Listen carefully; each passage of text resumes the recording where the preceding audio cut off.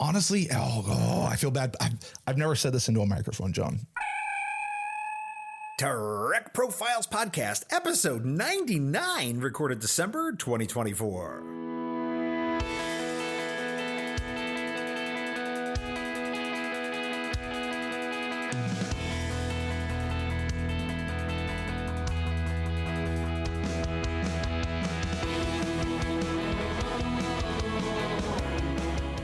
This is the Trek Profiles Podcast, where each episode we activate the sensors on a Star Trek fan, and we try to find out why we all love Star Trek so much.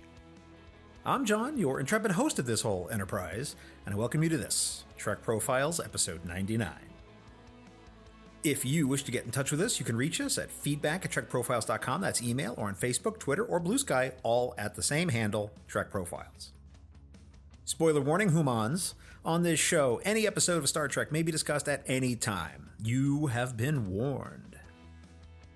As always, my trusty sidekick and co-host is the mellifluous, yet mouthy, majestic, but not malignant, sometimes manic, but never modest, M5 Multitronic Unit. M5, systems check complete. M5, what messages do we have?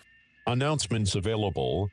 This podcast is independent. If you'd like to support us, the best way to do that is just to follow us wherever you are getting your audio. We are on all the major platforms, and your following us helps other Trek fans find us. This podcast is 100% advertising free. We don't even have a supporters program or a tip jar or anything like that, but if you'd like to show some appreciation, there is an official charity that we support here on the show. That's the Children's Fund for Glycogen Storage Disease, and if you want to donate directly to them, there's a link at trekprofiles.com/donate, which goes directly to the charity if you'd like to participate. There are some lightly edited outtakes and some bonus material at the end of the episode. It'll all come after the ending audio cards. Enjoy them, or not, as you choose. At the end of every episode, my guest faces my Kobayashi Maru lightning round. They get 5 terrible multiple-choice Star Trek questions, and they have to give us their answer. After each episode drops, I tweet those questions out as polls where you can have your say. This time, we're covering 2 episodes worth of Kobayashi Maru questions to get us caught up, so let's start with the questions from episode 97 with Navia. Which grain is worse, Thalaron radiation or Borg cube energy? Navia chose Thalaron, but the online people assimilated this question in favor of the Borg by 60 to 40%. Neck ridges or Ferengi lobes? My guest said lobes, and she was heard loud and clear in the online poll, where they also agreed, 67 to 33%. You get to be an extra on Star Trek. Choose a task. Help Pike with his hair, help Boimler with his pips, or bring Picard his tea. My guest and all of you were all about that tea, and JLP was steeped in victory by a 78%. Boimler and Pike got 11% each. Oh no, you're sick. What does the doctor prescribe you? Cordrazine, Inoprovaline, hydrocortisone, or Hyronolin? My guest said the Hyronolin, but absolutely no one picked that online. Hydrocortisone was the choice there by 50%, and the remaining 2 got 25% each. Pick your unusual vacation spot, Ferenginar, Cardassia, or Sha'Carri. Navia wanted to bless the rains on Ferenginar, but only 20% of the online people did. 20% picked Cardassia, and a shocking 60% picked Sha'Carri. What does God need with a starship anyway? Okay, let's cover episode 98 with Charlene. I asked her to pick the very best Lower Decks title from these choices. Note that I said title, not episode. A Mathematically Perfect Redemption, Mining the Mind's Mines, I Have No Bones Yet I Must Flee, or The Best Exotic Nanite Hotel. Char picked the Moopsie episode, but online it was tied. Both it and The Best Exotic Nanite Hotel got 33% apiece. Mines and Mathematically Perfect got 17% each. What are we learning to play? The Bella Clavion, the Resican Flute, the Vulcan Lute, or Vibe Tubes? My guest picked the Vibe Tubes, and honestly, I thought that answer was going to run away with it, but surprisingly, online, no one voted for it. The Resican Flute got 75, the Vulcan Lute got 25, and the Bajoran Bella Clavion got no love at all. Where are we going on vacation? The Ennis Null Ennis planet, the Teplin home planet, or Turkana 4? Char picked Turkana 4, and it was also the winner online with 60%. That's crazy.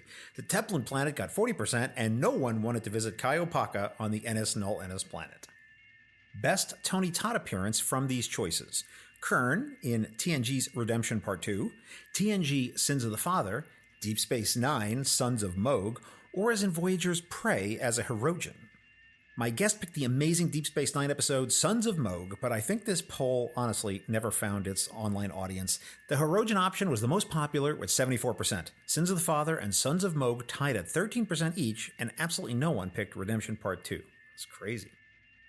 Which of these villains is the worst? Shinzon, Soren, or Narissa? Shar selected Shinzon, and he was seen as the superior choice online by 45%. Soren sat at 36%, and Narissa netted only 19%. Now, if you enjoyed those questions and would like to take a stab at writing your own for possible inclusion in the show, send them to me, feedback@trekprofiles.com, or DM me on Twitter. That's it for announcements. Let's get to it. M5, roll it. Commencing transmission.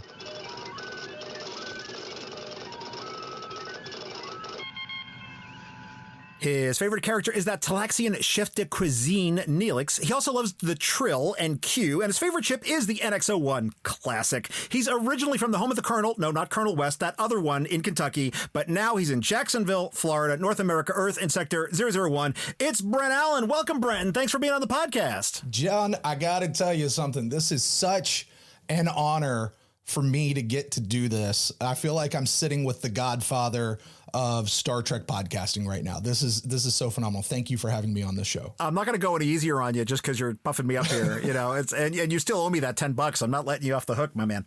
I've Venmo it to you after the show tonight. Well, you know, Brent, I'm a pretty easygoing guy, but the M5 is not. He is a very harsh taskmaster, and he demands I ask question one, which is, are you a Star Trek fan? Will you confess? Absolutely, I am. All day, 7 days a week, 366 days a year. In my history of this program, we've had some people on the show who came to Star Trek later in life, and they have a story to tell. And then we have people who say, I can't imagine a time when I wasn't a Star Trek fan. I think I emerged from the womb or crawled out of the egg a Star Trek fan. And then there's all kinds of people in between. Where do you fall along that spectrum? I am definitely in the former. I did not come to Star Trek till I was in my early 20s.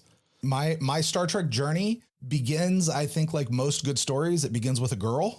After college, after I graduated college, I wound up going to South Korea, where I lived for a bunch of years. I was teaching English and different things like that. And which means the only English TV we had was what they were coming over with the from the military base, with the Armed Forces Network or whatever it is. Okay. This was in the early 2000s. And what was going on at that time was you could go over to the video store, which we had across the street. And for the first time, you could rent entire seasons of television. Right. And they had American television over there that I could just rent them by the season.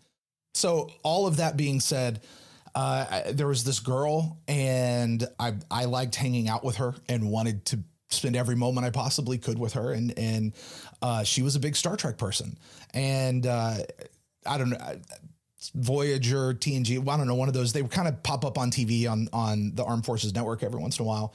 And I was like, okay, whatever. And she's like, well, we should start watching Star Trek. And I'm like, okay, sure. Because let me pause you there. Yeah. Let me pause right there, because this is what I want to ask you about. I think you were going to go there. Is obviously Star Trek is a pop culture phenomenon. So even if you've never watched the show, you had to have been aware of it. Yeah. What was your impression before you started watching the show? No, that's a great question, because I was aware, Kirk, Spock, I was aware that there was a new Star Trek out there. Like I knew it. I never watched it. I couldn't have pointed anything out to you about it. My whole awareness was Conan O'Brien. Whenever he would go into some nerd thing, he'd push up the fake glasses on his nose and nerd Star Trek, you know, like that was my entire Star Trek exposure growing up. I do remember my junior year of high school in physics class, there were a couple of kids talking about something, which what I now know was whatever happened on Deep Space Nine that week. Okay. And like, cause I remember hearing the word Cisco, and I remember hearing, I think Dax and stuff like I have no idea what it was about. I could not tell you. This would have been 1996, 97. So definitely in the good part of Deep Space Nine, you know, like where everything was really rocking and rolling with that show. But that was really it. The first episode I ever remember was I was over at he was a college friend. We were at his house for Thanksgiving. He actually is the guy I wound up going to Korea with. And his dad was watching TNG. And I remember looking up going, hey, that's an old Spock in the new Star Trek show. How's that work? Like that's in which, you know, That's the first Unification. Yeah. That's the first Star Trek I ever actually saw. And I think I watched, I don't know, 20 minutes of it. I didn't know what was going on. I couldn't figure it out, but that was really my full exposure. So all I knew was it was a nerd thing, and I grew up as a jock. I grew up playing football and baseball and I was that very stereotypical, prototypical, gotta be cool jock guy, so I couldn't be the nerd. Needless to say, the nerd was lurking far below. Oh, the times have changed. Yeah. And now it's like cool to be a nerd. Now Absolutely. Nerd is in. Oh, it's amazing. Yeah, it's great. It's great. Okay, it's free to be me, John. Now that's it, man. And so you had this awareness of Star Trek just permeating around in the ether, seen a little bit of it. Now you're over in Korea and you're talking to this girl. Now, is this a Korean girl? She was an American-born Korean that her parents had sent home to the motherland to find a husband. And do you know how pissed they were when she still came home with a fat white guy? Glorious. True story. Glorious. True story. And listen, she's a lovely girl, lovely person. She just, family couldn't reconcile me coming into the family. And that's why we're no longer together, but that's a whole other side. She was trying to get me to watch Star Trek and I was amenable to it. And I was like, okay, well, where do we start? Like, what do we do? And she goes, you know what? You should start with Voyager, because Voyager, while it's episodic, it has this overarching tale of like how to get home, and this whole thing. I was like, okay, so let's start watching Voyager. We went across the street to the video store. They had all 7 seasons of Voyager, or 6 seasons. I think the 7th one was, I don't remember exactly what it was, but we started watching and we just went through Voyager, and that was what we watched together. And I don't know how long it took us to get through it. I remember when I got to the end of Endgame, I just sort of had this empty feeling inside. I was like, that's it? Like, it's over? I loved the show. Loved Voyager. It was so good. So then immediately after that, we went backwards to Deep Space Nine and we watched Deep Space Nine. And then we went to TNG and we watched all the way through TNG. Enterprise was on TV at the time, so we were catching that as it was coming out. And I tried to go back to TOS, and it was so hard. It's so hard to go back to very stylized 60s, because Star Trek has always been a product of its time. I've said that for years. And Star Trek of the 60s was Star Trek of the 60s, and it's not, there's no nostalgia in that for me. It's weird noises and weird acting and lights streaming across Kirk's face all the time where everything else is dark. And that's how they made TV. It is. I did eventually get through TOS though. I did eventually make it all the way through, but that one was a little bit of I hit the road bump when I got there, I got to tell you. So as we sit here in 2024, you've seen all of Star Trek. As we record this, season 5 of Lower Decks has aired, and my plan here over the holiday break is to go through and finish that. I have yet to watch the final season of Discovery for no other reason than I just haven't had a good time, because I too am a podcaster, and my head has been so into that show for the podcast that I've got going on. I've not been able to watch. I don't have a lot of leisure time for just leisurely watching TV these days. So got it. I'm waiting for that break where I can sit and get to the end of Discovery. But outside of that, I've seen everything else as far as I know. It's possible I've missed an episode here or there, TOS or something. Totally fair. I'm as far as I know, I got them all. I got all the movies. Okay. Well, then here's my question for you, because you started with Voyager and then when it's Deep Space Nine, knowing what you know now, if someone was to come to you and say, Brent, I understand that you know all about Star Trek. I've never seen any of it. Where should I start? What would be your advice? My advice would be, you know what? You should look up the podcast, Beam Me Up, a Star Trek podcast, because that show does not answer the question. Well, but that show specifically takes a brand new watcher through the entire thing. No, what I would say is you can't go wrong with wherever you pick, but pick a show and start there. So whichever one appeals to you, go for it. And if it's a younger person, if they're more modern, I might even tell them to go to Star Trek 2009 and start with the movie and see if it tickles their fancy at all. But, start with Voyager, start with Deep Space Nine, start with TNG, whatever seems appealing to them. And I know that's really a non-answer, but it's so Star Trek is so individualistic as far as taste goes, So watch what appeals to you. Watch what appeals to you. No, it's fair. It's fair. I mean, So- I think 2009 is always a good choice. I'd agree with that. I also think Prodigy is an excellent choice too. Prodigy is that I would excellent recommend. if you're into animation. I can understand why adults wouldn't want to do it because it's a cartoon. Prodigy is phenomenal. Phenomenal. As a Yes, show. totally agree. Totally agree. And I will say, I think one of the things, there's an episode we're going to talk about here in a little bit that I love it. And I love what they were doing. But one of the critiques I have in this episode is it's an episode without any spoilers for what we're going to talk about later, is that it has a lot of the crew in it. And it's all humans. And it's because of budget. It's because of makeup. I get it.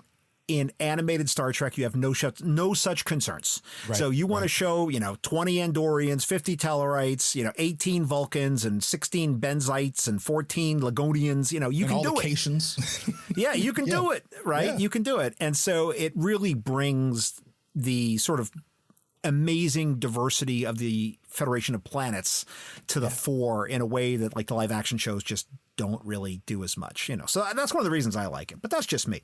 Agreed. So, okay, you're missing some stuff, but you're going to go watch it all and you will be a completionist at some point. Very shortly, as far as, yes, it's the plan is to like, I like to stay up to date. I consider myself a completionist. I just have these two outstanding pieces right now. Yeah, that it's are okay. Still It's okay. modern.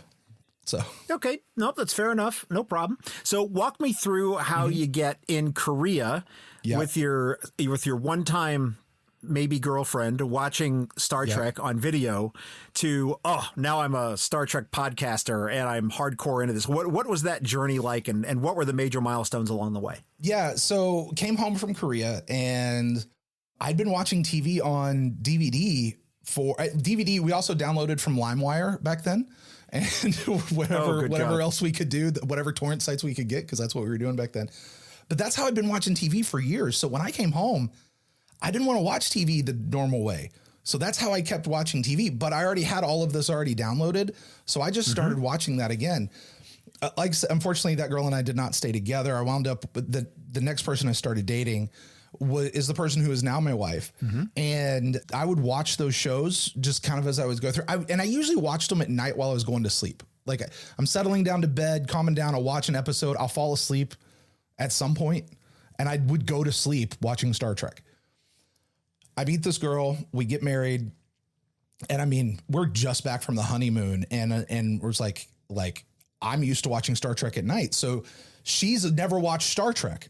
And I get her to agree that she's going to start watching Star Trek with me. Cool. She's a big Stargate fan. So she's already kind of got that nerd thing going on. Yeah. She's not against it. She just didn't know where to start. So I said, you know what we should do? We should start with Voyager because Voyager has this overarching theme. So, here I am all these years later. The one girl's gone, but Star Trek is still with me.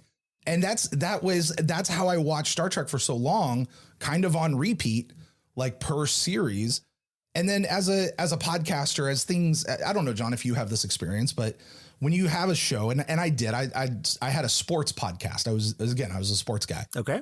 And I remember having this thought of like, man, I'd really like to do a Star Trek show, just kind of a side project that I had, because the sports show was pretty popular. It was taking up tons and tons of time. We were credentialed media and all that sort of stuff. And I just wanted a little side project. And I remember talking to somebody about like, hey, you want to go through and they said, I'm not going through 700 and some odd episodes to watch this show. And I remember having the thought of like, what if you could boil down the entirety of Star Trek to 100 episodes? Could you do it and give somebody a good feeling for what Star Trek is all about? Sure. And I turns out 100 episodes is really hard to do, even if you combine the multiple arc episodes into one. And so I set myself the goal of being able to do it over the equivalent of 7 seasons. So about 160, 175 episodes, somewhere around there. And had met and I was just kind of fishing that one out there. I kind of feel like somebody shopping a TV show to the networks. Like, anybody interested? Anybody interested? And finally, a guy who had become a good friend of mine from another podcast, a third podcast altogether, where he was like an expert. And then he had another person who was a newbie kind of going through it. And I'd become a producer for their show and doing some stuff with them. He had never seen Star Trek. And turns out this guy's an uber nerd and he'd just never seen Star Trek. He's like, I don't know. So I convinced him. Can you be an uber nerd without having seen Star Trek? That was really, the question. That was the question. And so the catch with that was the tables were getting flipped on him because he wasn't the expert anymore. He was the new guy.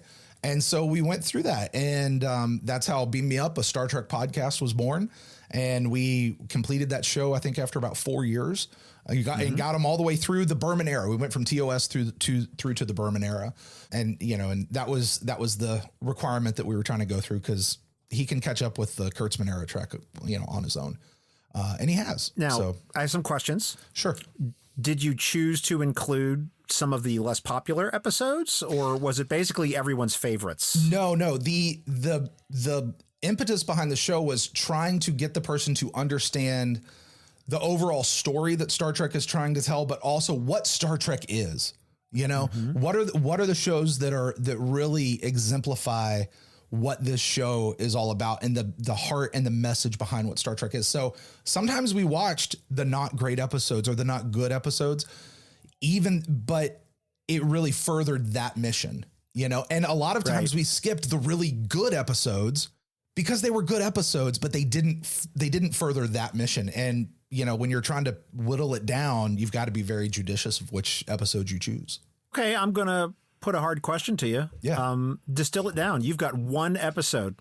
Yep. The most Star Trek of all Star Trek episodes. Like, give me one episode that you feel encapsulates the most of what you were going for. Balance of Terror. Wow. Okay. Balance of Terror is Star Trek in a bottle to me. An episode about war. Yes, absolutely. Also an episode about two captains who come to an agreement. Even though they're on opposite sides of the line, there's that great line that the Romulan commander says. He's like, hey, in another life, in another world, you and I could have been friends. And there's that mutual respect. And even though it doesn't end with them, having a big kumbaya at the end, there's kind of this almost emotional kumbaya with them, that if they just can get together, if they could just talk, they could actually serve this, but they're on opposite sides of the line. So yeah, Balance of Terror is it for me. Fair enough. So you started doing Beam Me Up, you finished Beam Me Up, and then you continued doing other podcasts. I did. Through the course of Beam Me Up, well, as you can imagine, choosing which episodes to whittle out and which ones to keep in is a monumental task. And oh yeah, when you're in the Star Trek podcasting community, there's a desire to be with other Star Trek podcasters, but I couldn't within the confines of the show because of the way that goes. So I sort of developed this sort of side show that I did without Matt, my co-host, where I would invite certain people on. John, you were one of them at one point, where we were able to come in and go, okay, let's look at this season of, season 5 or season 7 or season whatever. Which episodes are we doing and which episodes are we tossing? And we'd go through that deal. So, there was a guy with another Star Trek podcast, Starfleet Leadership Academy, Jeff Aiken. He had done a couple of those episodes with me. And I'd said to my co-host, Matt, I'm done doing podcasts where I talk about other people's work. Like I want to do something that's more creative on my own. I don't want to do this talking about other things. Well, Jeff puts out to this little group chat of Star Trek podcasters. Hey, I just watched the first 2 episodes of Babylon 5 and I think I'm going to document this. Does anybody want to join me? Now, in my life, I had just listened to your episode with Norman Lau, where you guys just gushed over Babylon 5, and I had no idea what you were talking about. I did not listen. So that was a special. Yes. I did not listen to the other side of it, but you had just talked about that. I get this message that I see from Jeff. There's about 4 other places, John, within a week where it was Babylon 5, Babylon 5, Babylon 5. And I was like, well, I probably ought to watch this show too. And I was aware of the whole, the controversy of how it had ripped off Deep Space Nine, or Deep Space Nine had ripped off Babylon 5. And, I'm a Star Trek guy. How could my precious Star Trek do that? Is it even true? And so, Jeff and I got into the whole thing, and my thing about podcasting, if there's anybody out there who wants to be a podcaster, this is the advice I give you. Be true to who you are. Don't try to be somebody that you're not as you go through it. And so Jeff and I looked at each other and said, okay, well, who are we? We're Star Trek guys. And we're watching this show for the first time. Well, what do we do as Star Trek guys? We overanalyze the episodes. We look for messages. We go that's what we do. So we just kind of said, well, what if we take what we do and apply it to this other show where there's this existing controversy, which we know is going to rub people in a weird way. And so we did that. Plus also, SEO is a great thing. Search engine optimization. Oh, yeah. And if you can turns out if you like sci-fi, you probably watch Star Trek. You probably watch other sci-fi shows as well. So we're like, if we can pull Star Trek into that as much as we can, we'll maybe capture people who are fans of both or fans that should come over. So we watched the show Babylon 5 for the first time because we're super creative with our naming strategies. But then it was a colon. And it was a little bit of a wink wink because my previous show was Beam Me Up, a Star Trek podcast. This was Babylon 5 for the first time, not a Star Trek podcast. So we had Star Trek in the title. We were able to pull all of that, which has been very helpful. We were true to who we are as Star Trek guys and just kind of followed our Star Trekian journey of watching this other show. Jeff even came down here to Florida, and just north of us, about an hour, was where they had the set up for the YouTube series, the new adventure. The YouTube series for TOS. Star Trek Continues. That one right there. Yeah. Star Trek Continues. So we went up to tour the set, and we're sitting there like, we're on the bridge of the Enterprise. Right. And we're like, wouldn't it be cool if we were sitting here and we had like something of us watching Babylon 5 on the view screen, like just freaking out because we were at the really good part of the show at that point. How dare you, sir? How dare you? It was, but it was, you got peanut butter in my chocolate. But here's the thing though, like what is, and that it was kind of, that show developed into what are these Star Trek guys, these superior sounding guys, what does it look like for them to kind of come over and love this show as well, but still be true to who you are as a show. And so we did our whole, we did the Star Trek thing through the whole of Babylon 5. And we kept it that way of this is who we are. And the number of times, John, we got emails and comments are like, this is not a Star Trek show. Babylon 5 is not Star Trek. Once you get over it, we're like, we know it's in the title. This is not a Star Trek show. But I will say this, I'm a listener and I heartily recommend Babylon 5 for the first time and a supporter on Patreon. So these are my priors, right? So I'm there. I'm right. on board with the show. It is literally the first thing I put on Monday mornings is I listen to the latest episode that drops. And then I send my comments to Brent and Jeff, which they ignore because I'm a crazy person. But that's okay. It's okay. It's all good. Yeah. But every time you guys would say, where do we find any Star Trek messages in this Babylon 5 episode? It sounds to me like, well, you're a sports guy. We're going to look at F1 and rate it on how NFL it is. Let's look for some good. And it's like these two things have nothing to do with each other. What do you think? So it's a bitter issue, I think, for Babylon 5 fans, because if you go back into Usenet, of all things. Yeah.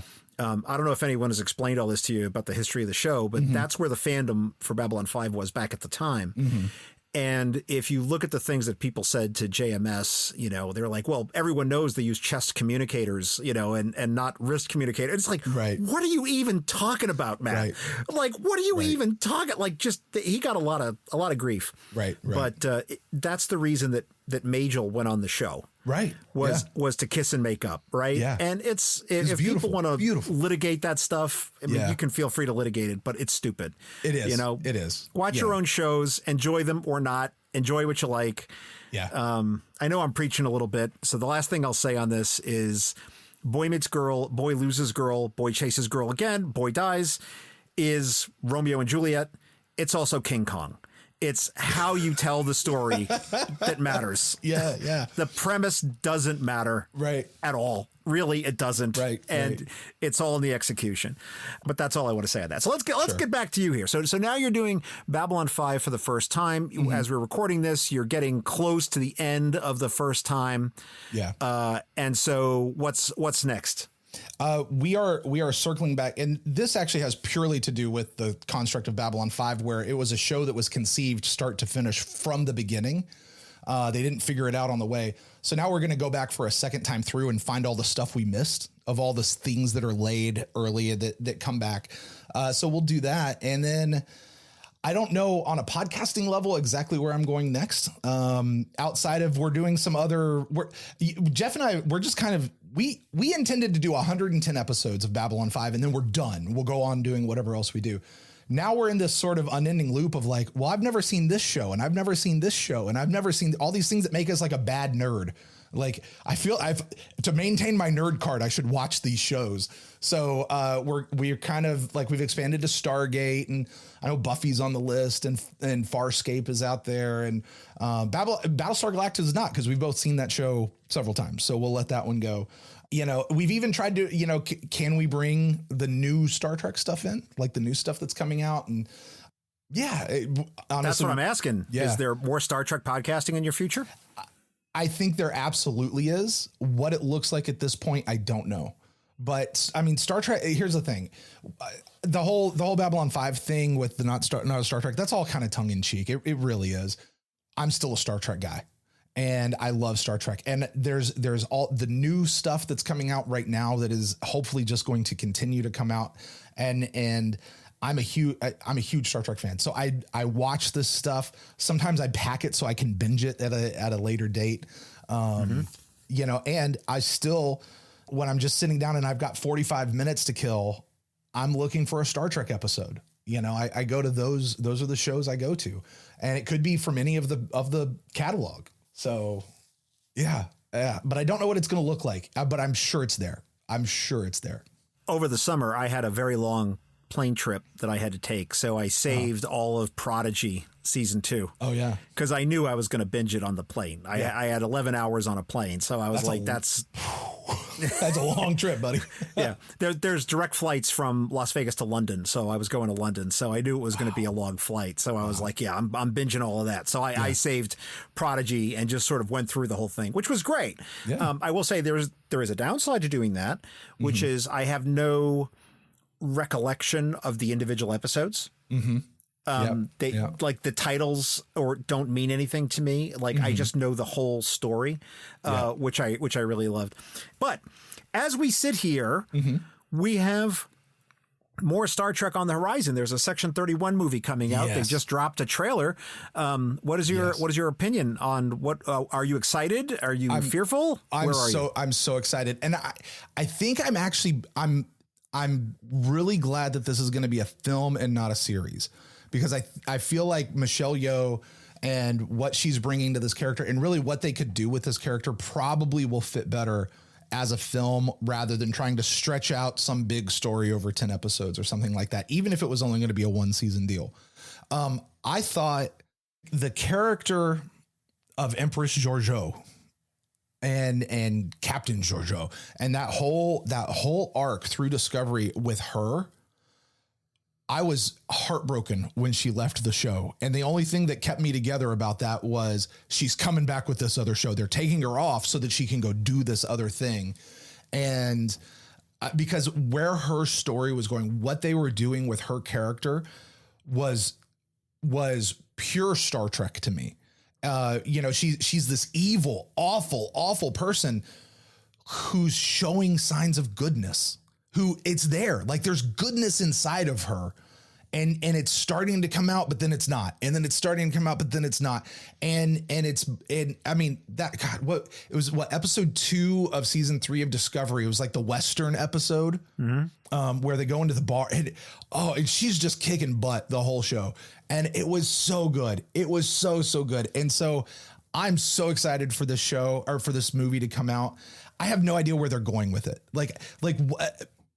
She had to leave the future because stuff was going weird with her, and the Guardian of Forever took her back to doing like we don't know where she's going, or is this the origin of Section 31? Because that's really what season 1, season 2 kind of seemed like they were hinting at with Discovery, was starting Section 31.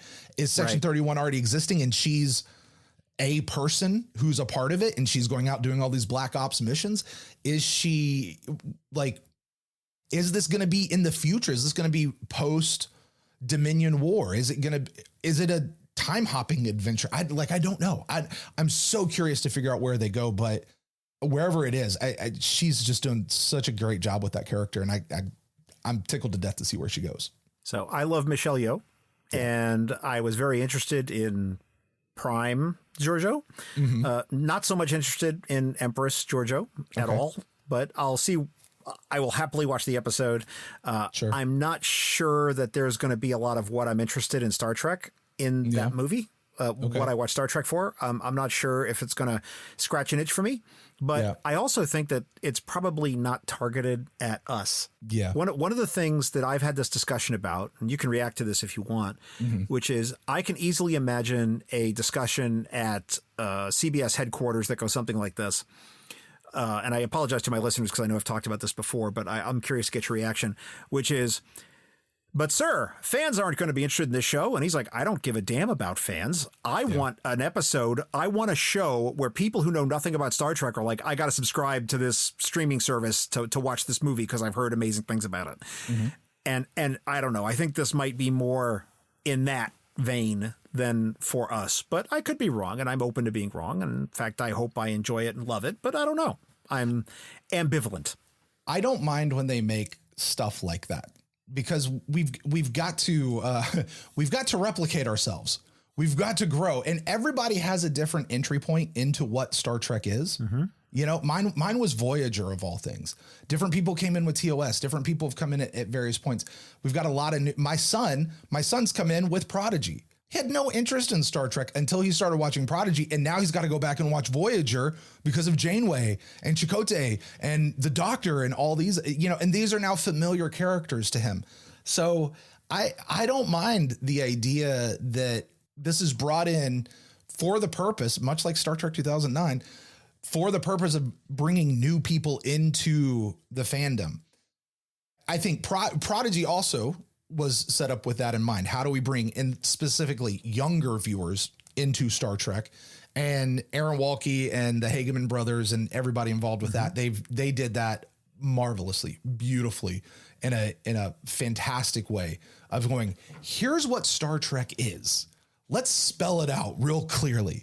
Here's what the Federation is. This is what we're about. And giving us a good story. I feel like Michael Piller in this, like his whole piece was, we can do all of this other stuff, but we've really got to make sure we're focusing on these characters and telling the story with these messages and stuff that we like to put with it. So hopefully there'll be some sort of a message, even if as we longtime Star Trek folks, even if we don't necessarily get it at first. I always thought 2009 had an interesting message to it that I don't hear a whole lot of people talking about as they go through. Well, and this, I remember hearing J.J. Abrams talk about this, and I thought that's an interesting idea, and it kind of rewrote the show. You know, J.J. Abrams, everything he does tends to have some sort of a supernatural feel to it. Okay. And this one, while not being entirely Star Trek, I guess, in nature, his whole piece was no matter how messed up the universe gets, it has a way of correcting itself. Like, if you need hope that there's going to be a better future out there, hope that things are going to work out, the idea that no matter how bad you get messed up, listen, we're going to flip Kirk and Spock, and Spock's going to be the guy who's supposed to be the captain, and Kirk's just going to be a guy who can barely hang on, to a position on the ship. And we're going to flip that around, and we're going to shuffle the deck and make everything whatever. And by the time we get to the end of the movie, everybody's in their right spot. Even Into Darkness. Into Darkness is kind of the same thing. I know that one, people hate that show, hate that movie. I didn't mind it. It's not my favorite, but I didn't hate it like a lot of other people did. I also don't have the nostalgia for Wrath of Khan that a lot of people do, so it didn't offend me in that way either. But same thing. You've got Kirk and Spock on the wrong side of the glass in that film. Yep. But we come out okay on the end. Like, we come out to where we're supposed to be by the end. And I don't know. I find hope in that message. And so to go back to the Section 31 deal, whatever they're doing, even if it's just hey, let's bring new people in, let's have this cool action piece. Cool. But what else are they going to slide in there? You know, Kurtzman's a Star Trek guy, unlike JJ, right? Like Kurtzman, he's still a Star Trek guy. I mean, look at all the stuff. You could pick apart Lower Decks, for heaven's sakes. Lower Decks is phenomenal. We could pick that show apart, but he knows that these are needed to be in the show. So they're going to get them in there somewhere, some way, even if it's this really weird, wacky, like the universe will correct itself thing. It's gonna be there. So I have faith. Faith manages here, John. That's what I'm trying to say. Faith manages. All right. So Kurtzman's a big Star Trek guy. So obviously you must be all in on Kurtzman era Trek. I am, because all Trek is Star Trek, and I'm a fan of all Star Trek. I don't do the gatekeeping thing that a lot of, that's not real Star Trek. And I think it's because I was very much aware of, people were very against Voyager when it first came out. And while I may not have been there for the live deal, I was close enough. And people were very against Deep Space Nine when that came out. How can you have a Star Trek show not on a ship? And people were very against TNG. Like, this is just what we do. New Star Trek comes out, and the old Star Trek people, it's like, anything that's new is not real Star Trek. Only the stuff that existed when I became a Star Trek fan is what's supposed to be real Star Trek, right? So I love all this stuff. I certainly have my favorites and my least favorites, but I still like it all. I have a problem with some of the Kurtzman era stuff, though, that I find. And some people disagree with me on this, and that's okay. They're entitled to be wrong. Speaking of Kurtzman and J.J. Abrams. I see you're a man of great humility there, Brent. All right, please continue on. But, Kurtzman also has a history of working with J.J. Abrams. And I think Kurtzman sometimes has the same problem that J.J. Abrams does, which is he can set up this big, grandiose adventure and sell it. And it's think Lost. Amazing show, and you're just moving somewhere, and then the end fizzles. And they just can't stick the landing. And I think sometimes, or a lot of times, we've seen in some of this Kurtzman era stuff, and I'm specifically looking at Discovery season 3 and Star Trek Picard season 1. And so, oddly, those two aired at the same time, right? If memory serves correctly. We just haven't been able to land the ship. And I find that sometimes frustrating about the new stuff. Discovery season 4, I felt very much the same. Like, we got all the way to the end. It's like, it's just the big guys at the end. We got all this set up, and turns out it's this whole mirror thing. And of course Lorca's a mirror guy, because why wouldn't he be? Like, we all saw that. And that guy's obviously, was it Tyler? He's obviously the Klingon. Like, yeah, we saw that coming. Like, I just feel like sometimes he misses sticking the landing, and I don't know if that's because of his associations with JJ or what's going on. Honestly, I feel bad. I've never said this into a microphone, John. I've never said this into a microphone, and I stopped. I did. You asked me about another Star Trek podcast earlier. I did have another one with my son. My son wanted to do podcasting because he wants to do what dad does. And so we did a Prodigy one. And we got through the first 10 episodes, and then there was this big break till the second 10 episodes. Okay. Well, it turns out he decided that having a podcast was a lot more fun than doing a podcast, because doing a podcast is work. Yes. And, at 10 years old, 11 years old, he just wasn't interested in the work, and that's okay. So we never really continued it. We've tried several times to get it going, but I was not a fan of how Prodigy season 1 ended. I was great right up until the finale of season 1. And I was like, that's where they're going to end this?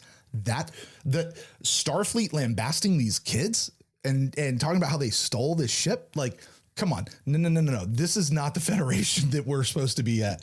Like, that's how they're going to end this? No. Well, in fairness, Brent, a lot of times when we see the Federation, it's pretty terrible. You're not wrong. You're really not wrong. I mean, the whole concept of a bad roll, and times when we go to certain places, things aren't always that great. That's fair. Also, Prodigy was supposed to show us how great the Federation is. I get it. I get it. But also, we got to blow up the friggin' protostar. Like, really? Come on, guys. Like, haven't we blown up enough of our own hero ships throughout Star Trek history so far? Like, so let's return to our earlier chronology. So now you're doing podcasting. You've got a history with Star Trek going on. Have you ever been to a sci-fi or Star Trek convention? I have not, and I'm dying to get to one. There's one in Orlando coming up next year. It's one of who's doing the Star Trek conventions right now? It's not Creation anymore. Is it Creation? Well, no, there are no official Star Trek conventions going on right now. In fact, the only officially sanctioned Star Trek event is the Star Trek Cruise. That is the only licensed event. Reed Pop was doing some of the other events, but they quit doing them. And now Creation is doing Star Trek style conventions, but they're not called Star Trek because they're not a license holder, which, by the way, is great because, and we can talk about this if you're interested in it, but essentially that's the reason we had a convention during the strike, is because everyone was allowed to go. It wasn't, otherwise it would have been struck and they wouldn't have been allowed to go. Right. So all the actors and all the people involved with the show, they were able to go do the convention. And, there were some limitations on what they could talk about and there was a little bit of friction about it. But we had a convention that year because Creation did not hold a license. And so now they've started doing other conventions around the U.S. So that's the one that's coming to Orlando next year. And it's actually on my wife's birthday. So we're going to that one. Like that one is locked in and that will probably be my very first one because I don't think I'm going to get to one before then. But I'm dying to get to one. I have not been and I really, really want to go because I don't know. I want to go hang out with all my fellow nerds for a while, hang out with all my Star Trek folk for a while, and see what that's about. Like I've never been. Very fair. The typical story that I tell for people who start going to conventions is when you originally start going, like the first couple ones you go to, it's about the theater experience, sitting in the main theater, seeing what's on stage, seeing all the talent, like, oh, I really want to see Jerry Ryan and I really want to see Robert Picardo or, whoever your favorites are, and everybody has their favorites and that's okay. And people get the really good seats and they spend all the money on the autographs and, all the things. And, it's like so amazing. And then you start meeting people, the regulars, and then it starts to be about the tribe. I mean, it's weird for me having gone to STLV, I don't know, 15 times. Right. There's main talent that I'm like, I've seen this person like 14 times already and I know all the jokes and I know all the stuff. And, the questions are going to be eye-rollingly bad from the audience in many cases. So I will go to something in the secondary or tertiary theater that's a little weird and have a blast with it. And at night, I end up being double booked and triple booked for things because there's all this like fan run stuff that's happening, whether it's a party or a get together or a dinner or whatever. And it's really just about seeing all my Star Trek friends, for me. And that's what I want. And I mean, that's a big reason why I started podcasting in general in first place. And it's been the biggest payback that podcasting has given back to me is making friends. Jeff and Matt, the guy from Beam Me Up and the guy with Babylon 5 are two of my closest friends to this day. I've gotten to meet people like you. I've gotten to meet. I'm very sorry sports. about that. No, it's been, you're great. But like even in the sports world, the people I've gotten to meet and interface with and the friends, and as a sports fan, I'm a sports fan of a little tiny small market team that nobody gives two blips about. And if you're outside of that area and I needed people to connect with, and podcasting put me in contact with other fans. And that's what I'm hungry for. And I like the way you describe that. And I'm like, yeah, the theater's fine. I want to be with the people.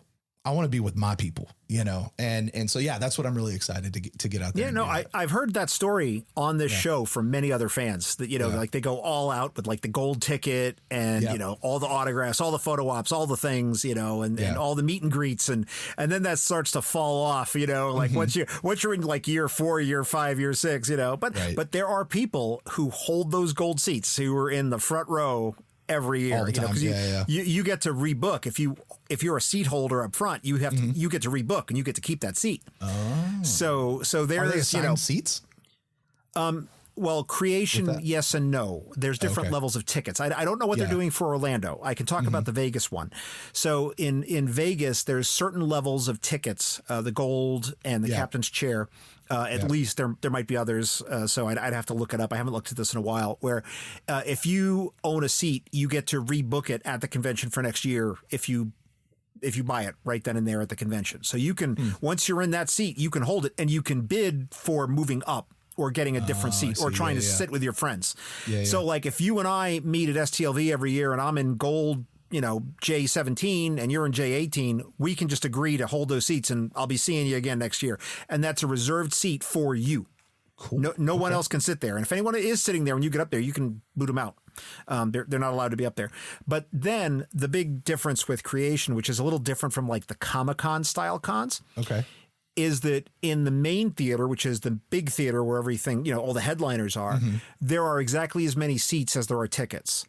So even for people who have like the general admission tickets, which don't come with assigned seatings, there are enough seats that if literally every single person showed up, everyone could sit down. That's cool. Which cool. in the Comic-Cons don't work like that. It's a very different experience for the Comic-Cons. So the top tier tickets have assigned seats. The other ones have areas. So like if you're in GA, weekend GA or something like that, you have seats that are set aside for you, but they're not assigned to you. But you will always have a seat for sure in the main theater, which is nice. Yeah. So anyway, that's how that works. Okay.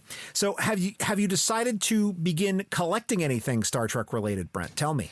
I got to tell you, if they tell me that there's only a limited number or there's only so many and there's an end to it, I will collect all of it as much as I can. I did the Eagle Moss ships for a while. I've got a couple of them right behind me up here. I got the Eagle Moss ships. I'm a bigger guy, so finding clothing that fits me is a bit of a struggle sometimes. But anytime, I tell you what I really love. If I can get a Star Trek shirt that somehow pokes fun at Star Wars, I'm all in on that shirt. I'm like, I have a shirt. It's a black shirt, but it's in the Star Wars font with the yellow outline, and it says Star Trek on it. It's so good. So we're season pass holders down to Disney, and down there they have Galaxy's Edge, the big Star Wars land down there. Yep. And there's nothing that pleases me more. I'll send you one of these pictures.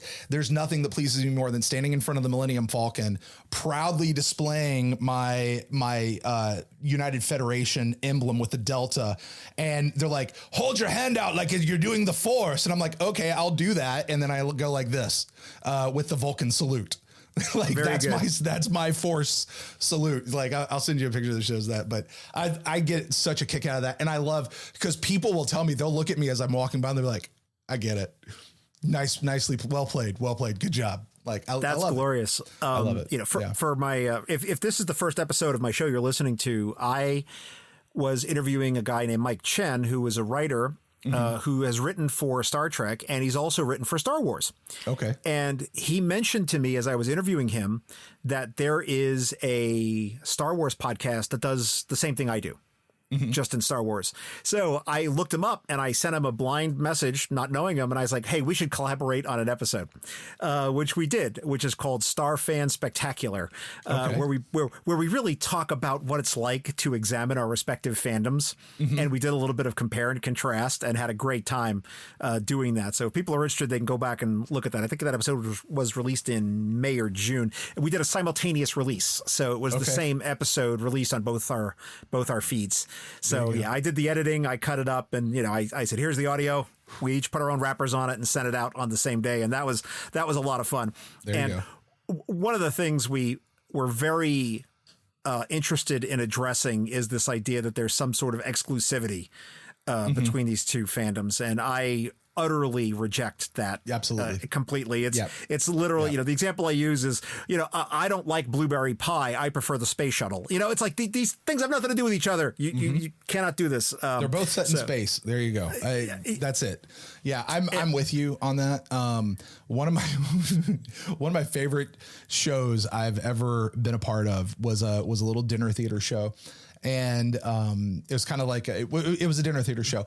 The premise of the show was you have Star Trek nerds and Star Wars nerds both showing up to the same hotel for a convention, because the guy who runs the conventions at the hotel didn't understand there was a difference between the two. And so he double books it. And so he gets murdered. It's a murder mystery thing. He gets murdered, and who did it? Turns out I did it. So it was good job, Brent. Yeah. Now I see why you like Giorgio, evil Giorgio. You know what? You ain't wrong. There might be something there, John. I've never considered that, but you might be right. So we do that. I like some of the old toys when I can find them.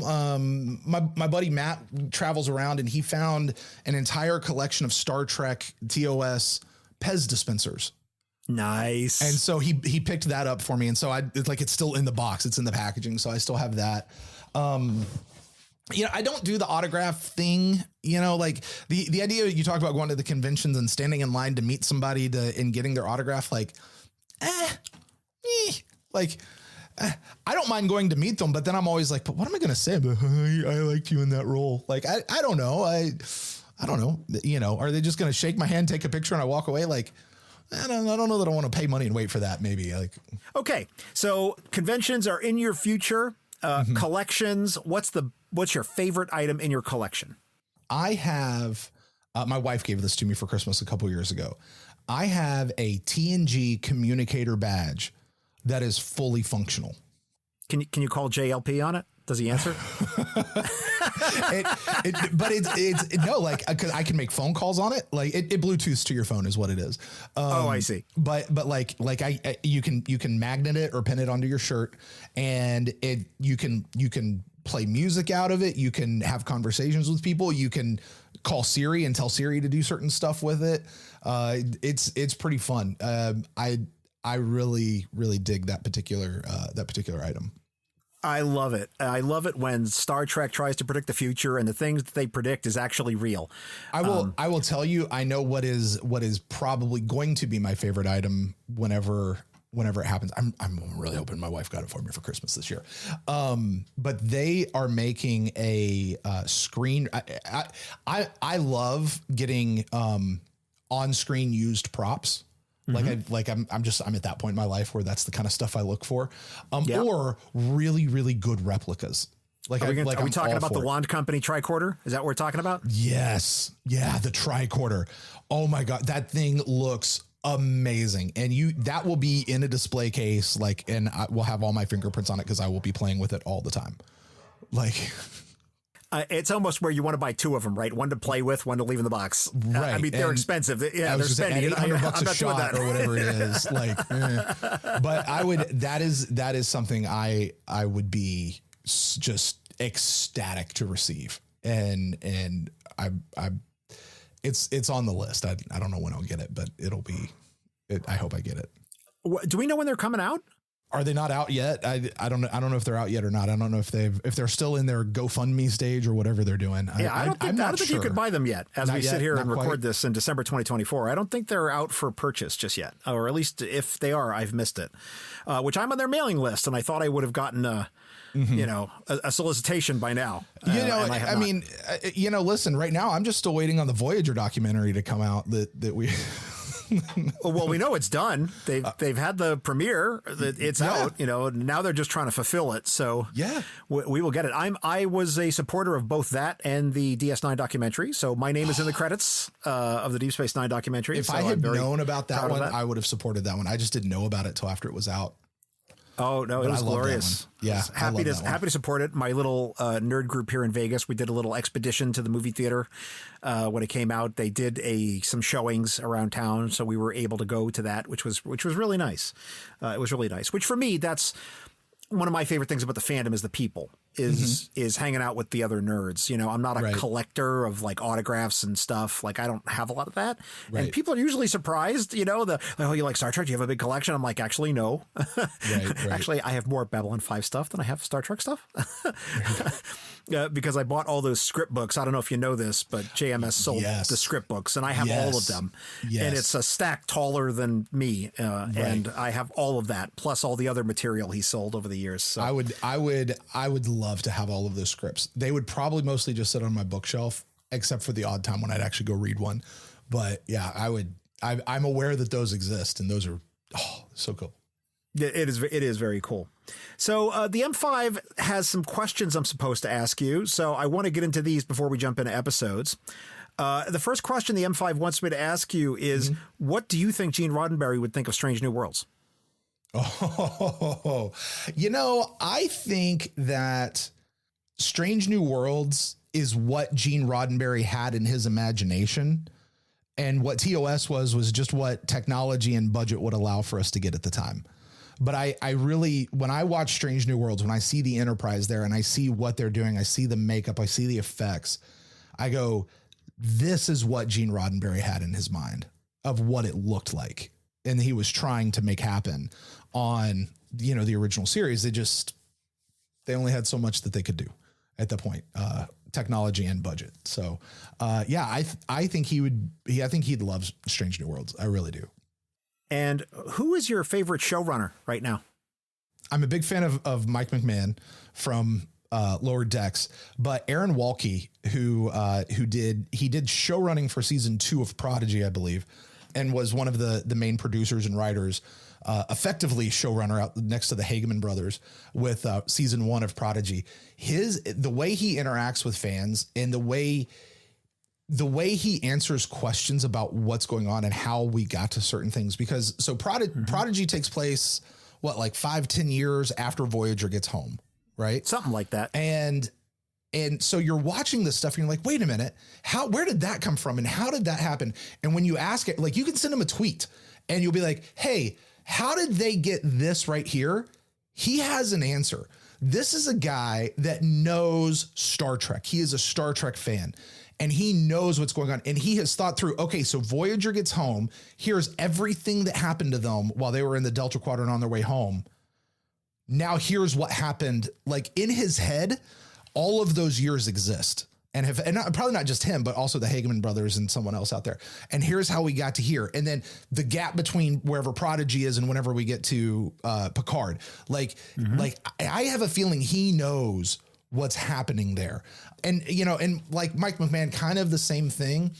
You cannot do Lower Decks if you do not love and know Star Trek on an intimate level. You just can't do it. But I think Aaron's probably my favorite. Mike, you put those two in a bag, shake them up, pull name out, and you're probably going to be right. Like, I love those two guys right now. So it sounds like you're watching Star Trek with your kids. Is that for all Star Trek or just the animated stuff? Right now it's the animated stuff. My daughter loosely is interested in Prodigy. Part of the reason why I haven't finished season 5 of Lower Decks right now is because I started watching it and she came and like crawled into my bed one night and she's like, what's this show? Can I watch this show with you? And I was like, sure. And then she's like, Dad, this is the greatest thing ever. Can I go back and watch from the beginning? So like a part of not actually watching season 5 yet is because I've been watching it with her. Like I've gone back to that first season and, I'm aware of some of the stuff in particularly those early seasons of Lower Decks. And I'm like, I'm wondering what she's going to do with that.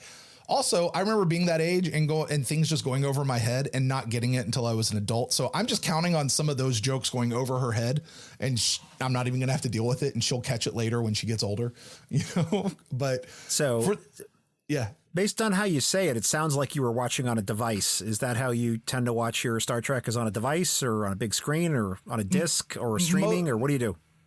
All I do it all, but mostly it's the TV in the bedroom. We'll watch it there, but also it could be if we're doing the podcast and we're watching it here live, doing a reaction piece to it. It could be on the computer screen.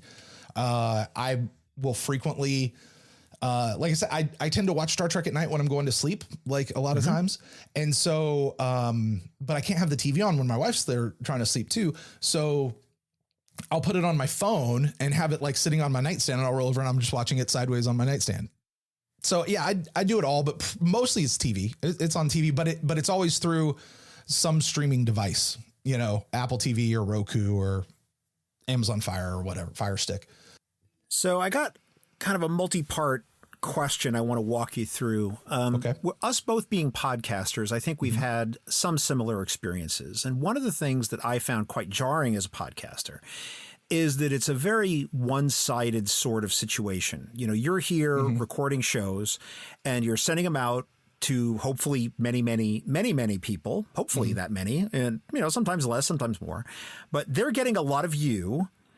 And you don't necessarily get as much back. I mean, you get emails and comments. Right. That's not what I'm talking about. What I'm saying is that you are in people's ear holes in a very intimate way, and they're learning about things about you. And, you're getting facts and opinions and feedback from people, but not to the same deeply personal level routinely. It's just a different experience.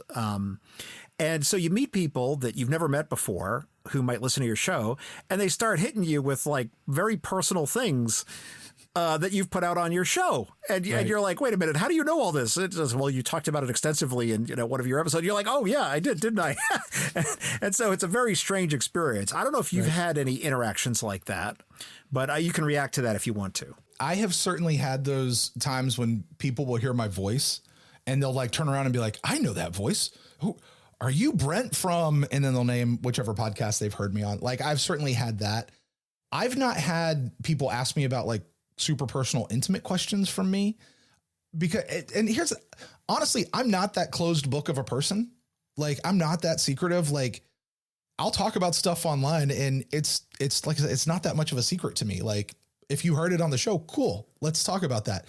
What's really neat though is two things come to mind. One, you talk about the emails and the comments and stuff. What never ceases to amaze me are the in-depth personal things that people share with us via email. Mm-hmm. And Jeff and I, particularly with Babylon 5, but Matt and I got it with Beam Me Up as well, of people just send us what would effectively be pages and pages and pages of a handwritten note of here's my story and here's how this affected me and here's how this, and then when you said this, it did this. And it's, and I'm talking, people are talking about like our marriage was on the brink of divorce and your show brought us back together by doing this thing. I mean, or my dad was dying in the hospital. And so we would listen to your show together until he eventually passed away. And like, are you kidding me? Like they're just spilling, or somebody who's from another country who's fleeing persecution and how we helped them get through that. And I'm like, what are you talking about? Like, we're just two knuckleheads with a microphone and a computer, like talking to each other. And it's such an honor to be in that position, to get those emails. And, when COVID hit as a podcaster, I felt a particular responsibility to really make sure we were continuing to pump out as much content as we could, because we all needed escape. We all needed connection, and we all needed those things. And for whatever my sphere was, I felt a responsibility to providing that as best I could and just giving people an outlet for where they could go. So there's that in like getting it back that we'll receive.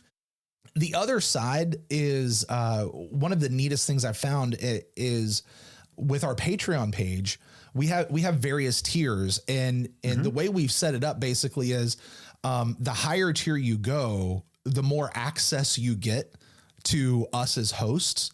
And a part of that is because we can't just have full access to everybody all the time. Like, that would just be crazy.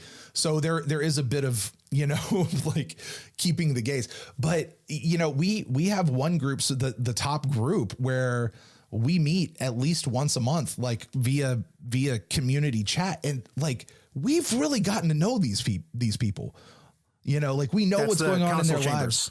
Do what now? The council chambers. Yeah, the council chambers. Yeah, that's what we call it, is our council chambers.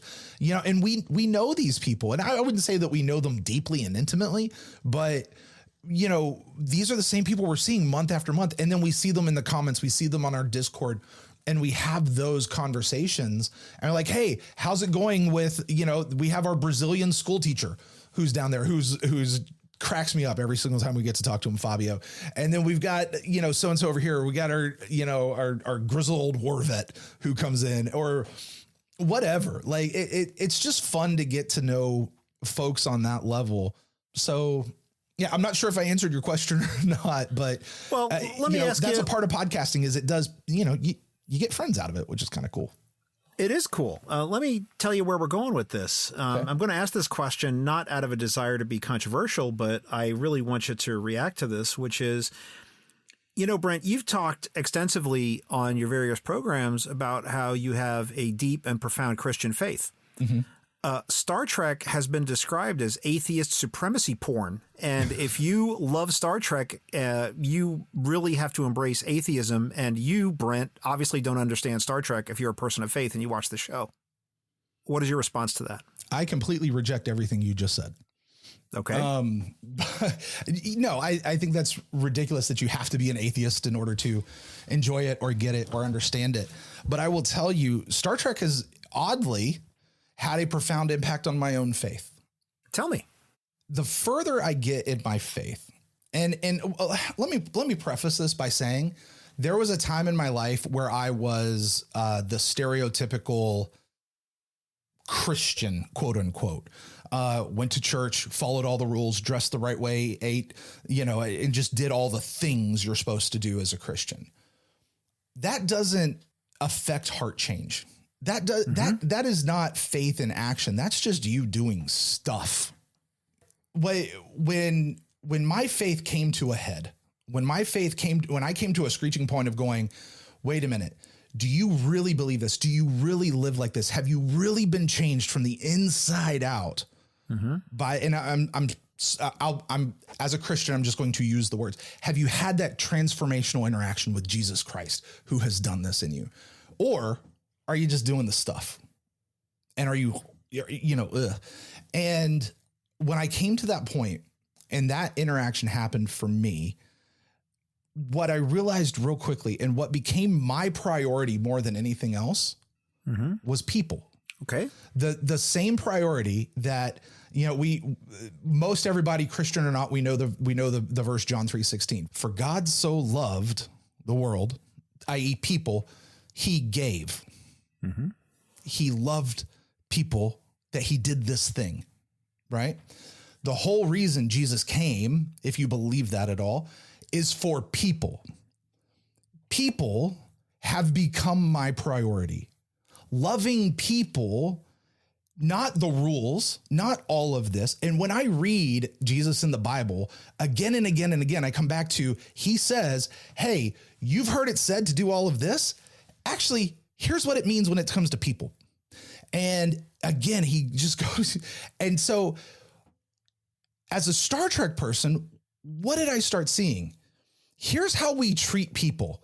Here's how we love people who are different from ourselves, because you know what this world is not full of? Christians or people of faith, or we are such transformationally different people. And you know what? People who don't claim to be Christian or have the same faith that I do, why in the world would I hold them to the same standards that I do? That makes no sense to me. People can just be people wherever they find themselves. And, we have this thing called the Prime Directive, which we're really horrible at keeping, right? I always call it the Prime Suggestion. Exactly. But this idea of honoring and respecting other people's cultures and where other people are and allowing them to be there while at the same time being true to yourself, right? And that's something I think we see in Star Trek again and again, is how, particularly with Captain Picard, and I'm talking about the character, not necessarily the show, but how he led his crew of going in and hey, we've got to allow you to be you. Captain Pike, we see him doing this in Strange New Worlds quite a bit as well, of we are going to honor and respect you. We're going to honor and respect the Klingon culture, and we're going to go through it this way. And we're going to say these things because we care about you. We care about Worf. We care about these people. We're going to go through and we're going to honor Data. Why? Because we care about him, and we're going to recognize him as a life form and not somebody who's just a thing, And so as a person whose faith really hinges in the number one priority that I have is on people, that I see with Star Trek. And so much of what we do in Star Trek is, I think has actually taught me how to be better as being an actual Christian, not just here's the list of do's and don'ts that you have to follow, but how we actually are supposed to act and behave. And so the two to me go hand in hand, which is why I reject the statement. You said that you have to be an atheist to believe this. No, I don't think you do. Well, I was giving you something to react to, so I think I wanted to be a little bit provocative with you, but I understand where you're coming from with this. But I've had people on the show who say that's a core message of the show, and we'll never get to the Star Trek future, because there are people out there I like to call the Star Trek future historians who say, this is the way it's going to be. And until we put all that stuff aside, we'll never get there. And I personally don't subscribe to that point of view myself. Yeah. I think fundamentally, the message of Star Trek is that humanity's best days are in front of us and not behind us, which today, I think if you just go out on social media or something and you say great things are ahead, that's a heretical statement, and you'll be I was going to say you'll be crucified for that, but I thought that might be a little too on the nose. Right. Now, this religious flowering of your own emotional journey that you're talking about, was this before or after you got into Star Trek? It was after, but not too long after. It was only maybe 4 or 5 years after, like relatively speaking. So, yeah, it was definitely there. The Star Trek, I had gone through the Star Trek pieces, but afterwards watching Star Trek again and kind of seeing it through those eyes and, you know, watching what sticks in my mind, one piece in particular is watching Captain Picard, and go through the Klingon stuff with Worf. And just being there in that, or again, it goes back to Worf. When he gets all those guys to come do the ritual with him and they're stabbing him with the pain sticks or pain sticks. We love pain sticks. Yeah. You know, but it's this idea that we can, or the Riker episode again, where he goes to the Klingon ship and he's going to, you know, all things to all people. Is kind of that idea of we're going to honor and we're going to respect these folks regardless of where we find them. And, you know, we can all be together. Like we can see the Federation. And I love what you said, John. I love it. Because I so agree with you. Our best days are still ahead of us. Absolutely. Well, the M5 tells me it's time to start talking about some episodes. Are you game? Let's do it.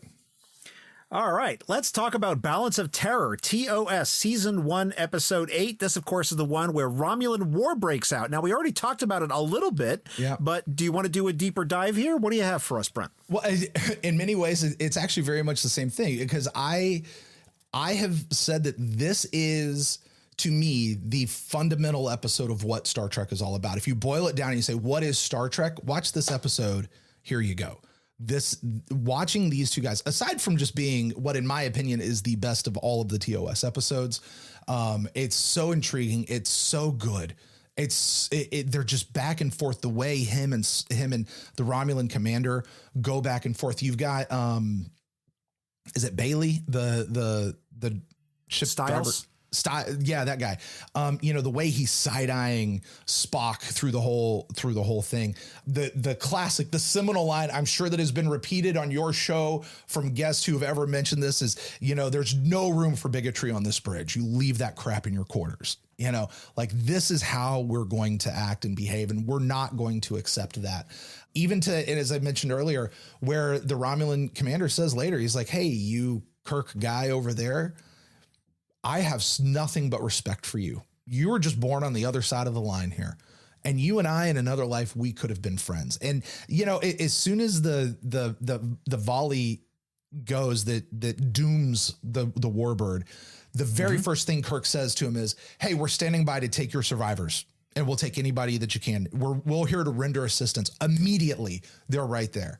Like, this episode encapsulates all of what this is about to me. And I truly love this episode, and it tickled to death to watch it every time I can. So 2 things I will always say, which is, first, I think this episode is a perfect example of, I don't care that you're in the 60s and the special effects aren't good. You don't need a lot of that. Yep. This episode isn't about that. It's not. It's the Romulan bridge, and it's the bridge of the Federation ship, right? Yeah. It's all happening right there on the actors' faces and the lines and in those sets. It's not about the whiz-bang stuff, which for me, I got to say, I do think, and I'll be interested to hear if you want to say anything about this, I think in the modern era where they can do anything in CG, like they kind of lean on it a little too much. Yeah. And you don't need all that. Now, of course, back in the 60s, they didn't have the ability to do those things. So they had to make it happen on the set, and they had to sell it with the actors. Right. Today, I think it's, you know, maybe this is just, you know, old guy. I'm giving, you know, old guy shakes fisted clouds energy here, but I think they got away from a lot of that. I don't know if you have an opinion on any of that. I love the new stuff. I really do. Not just Star Trek, but like, I love technology and where we can make things look really, really good. That being said, we can all wink, wink and nudge. It's all suspension of disbelief anyway, right? Like, we can all wink, wink and nudge when that rock comes tumbling down and it bounces off of you like it's made of rubber. And we know, we can see it. I mean, okay, to go even to, well, This is a Star Trek podcast, not a Babylon 5 podcast. So no, you can do it. It's fine. I welcome diversions. I mean, my God, the acting that we saw in Babylon 5, particularly between Peter Jurasik and Andreas Katsoulis, who, by the way, was a Star Trek guy, in the characters of Londo and Jakar. Like, you put those two on set. Listen, Star Trek shows in general, I said this on Beam Me Up a lot, is best when it's two people in a room talking. Like, we love the pew, pew, pew. We all love the pew, pew, pew. That's fine. But you put two people in a room and you get them to talk. And oh my gosh, it just, you have magic. Picard with anyone one-on-one is a phenomenal pairing. You put, Duet. You go to the episode Duet, where you got Nana and the dude who's the judge from Ghostbusters 2 in a room going through their talking. Just keep going on and on and on. That's where TV really gets its best. And that's where actors have to act. They have to freaking act, and you can't cover it up with the pew, pew, pew anymore. You know, the name you were looking for was Harris Yulin. There it is. Harris Yulin. That's right. That's the guy. That's right. the guy. Yeah. I'd agree with you. The other thing I always want to say about Balance of Terror is, going back to our earlier comment about atheist supremacy porn, is in this episode, Angela Martine kneels and prays before she gets married. Yeah. Just want to point that out for people. Yeah. So that's a thing that happened in the show. Yeah. And when we see her afterwards and the guy that she's supposed to marry has died, she's back in the chapel. They have a chapel on the ship. Like, you know, and she goes in, she has her moment. And even that whole scene, she's there, she's having a thing. She sees Kirk, she rushes to him, she embraces him, she gains comfort. And then she steps back, and what does she say? She goes, I'm okay. I'm going to be okay. And she carries on. Like, that's phenomenal. Phenomenal the way that, oh my gosh, so good. Let's talk about Tapestry, Next Generation Season 6, Episode 15, in which Picard laughs at a knife in his chest. So tell me about this particular episode, Brent. What is meaningful? Why is it special to you? This might be my single personal favorite episode in all of Star Trek. Why? I love this episode. But what I really have grown to appreciate it kind of, you know, I don't know if you've ever called it. I always kind of consider it like It's a Wonderful Life. Star Trek does It's a Wonderful Life. Oh, absolutely. Kind of thing. No, it absolutely is. I think I've said that on the show. Yeah. I just say, I know I'm not the one who came up with it, but you know, part of the older you get, the older you realize, like, hey, all those things that you did that were really silly and stupid as a kid, and all those things that you coulda, shoulda, woulda, if you would have done something different, if that changed, it would make you a different person now. You are who you are because of this collection of choices and life experiences you've had coming up to this point. And you start changing those, you start pulling on those threads. Here we go, pulling in the tapestry piece. You're going to unravel the tapestry of your life and who you are. And this is really the first episode, I think, that we really might get the idea that there's something more to Q than just a trickster and somebody who's coming in trying to lord over everything, but he's actually trying to help Picard and has something to teach him and get him to a space. When we see There's Picard, a bromance. oh yeah, absolutely. You know, when we see Picard sit there and just say, I refuse to believe that this is my life. I refuse to believe that shell of a man is who Picard is. And he's like, yeah, but the whole thing happened because you had the chutzpah to go back there and stand up to those Nausicaans and be with your friends like that, you know, and Picard rightly calls that action stupid and silly and impulsive, and it was not okay. And he should not have done it. However, if he didn't do it, all of this other stuff would not have happened for him. And so it is an episode that to me says you can't regret the choices of your past. And that specifically is a life philosophy that I carry with me, that you can't regret those pieces. And even as you move forward in life, like, listen, this may be a great idea right now, or this may be a really dumb idea, but whatever way, I'm going to go through this idea with all my might and all my gusto, and we'll get to the other side and we'll see. And that's going to change me one way or another. Even to the point, like, I've got it. My first tattoo that I have is a set of rhinos. Okay. And the whole piece of that is, you know what a group of lions is called, John? It's called a pride. The group of fish is called a school. Do you know what a group of rhinos is called? No, I don't know. They're called a crash. And the reason they're called a crash is because they run at however many tons they weigh. They run about 30 miles an hour. That's really fast. But they also can only see like 30 feet in front of them. So you know what? Rhinos, when they're running like that, they don't care what's at 31 feet. What's at 31 feet needs to care about the rhino and get the freak out of the way. Like that's a life philosophy that goes with that. Like, hey, listen, I don't know what's at 31 feet. I don't know what's on the other side of this, but this is where I'm going to be right now. And I'm going to give it my all to go for it. And I don't know where it's going to lead me, and that's okay. But I'm going to trust it's going to lead me someplace great. And I love this episode. And it in many ways has set a life course, a life philosophy of just how I attack stuff with even in podcasting. When I rewatch episodes in preparation for the podcast, I always think to myself, this episode again, because Tapestry gets talked about a lot, and it's not a criticism of the episode or of you for picking it in any way, but there's episodes that could come up a lot. Yeah. And I try my darndest to rewatch anything I have not recently seen when a guest wants to talk about it. So I rewatched Tapestry, and I had a new thought this time, which as I was watching it, and I was thinking to myself, there's nothing wrong with being a junior science officer on board the Enterprise. Sure. There is that a life of that kind of service is a valuable and good life. And I wonder if perhaps Picard then thinks about that when seeing people in that role, and how does that, what's going through his mind as he's seeing those lieutenant junior grades in the teal walking around the ship? I don't know if I have a resolution to this. I don't even know if I'm really making much sense on this observation, but if you want to react to that, you can. I think the difference is, and this is without knowing the individual story of each one of those lieutenant junior grades that he's seeing. But when we talk about the lieutenant junior grade that was Picard in this alternate deal, he was a guy who always played it safe, who never took a chance, who never took a risk. So for that guy, the reason he's here is because he is scared to jump out there. And while for some people that may be okay, their value is to be safe. That's their value, and that's okay for them. Awesome. But for Picard, who was not that way, and do we call him Prime Picard, real Picard, old Picard, like whatever he is, red burgundy jacket Picard. Yeah, there you go. Fake heart Picard.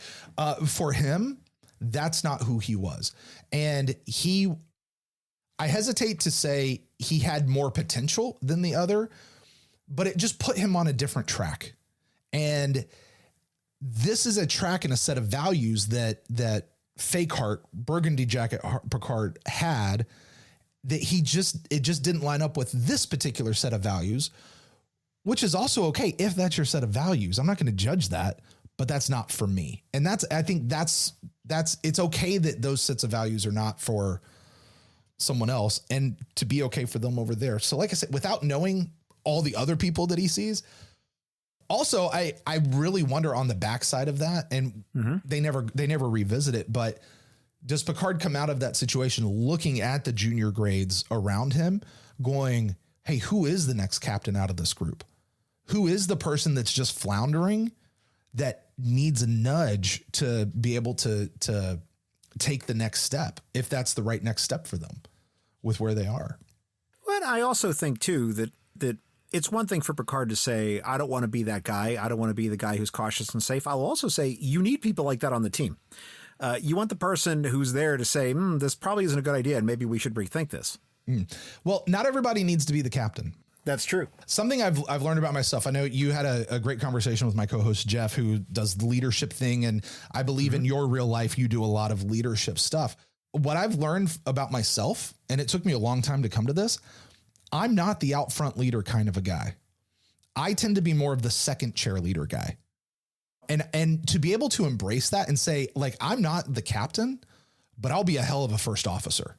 And that's my sweet spot. That's where I can serve the best. Or I'm head of this department, or at whatever point that is. I've learned that about myself, that I am best in that role. And, you know, a lot of times you're like, oh, well, why would you settle for that? Because that's where I'm best at. That's where I can function. And that's where I can serve the best. Does that mean I never want to go become a captain? I don't know, maybe, but this is where I find myself right now, you know? Brent, I think we should talk about Homestead Voyager Season 7, Episode 23, where everyone is eating and enjoying Neelix's delicious, handmade, non-replicated pierogies. And I just want to point that out because Neelix is a good cook. So why is this episode notable to you? It's the only episode of Star Trek that's ever made me cry. Say more.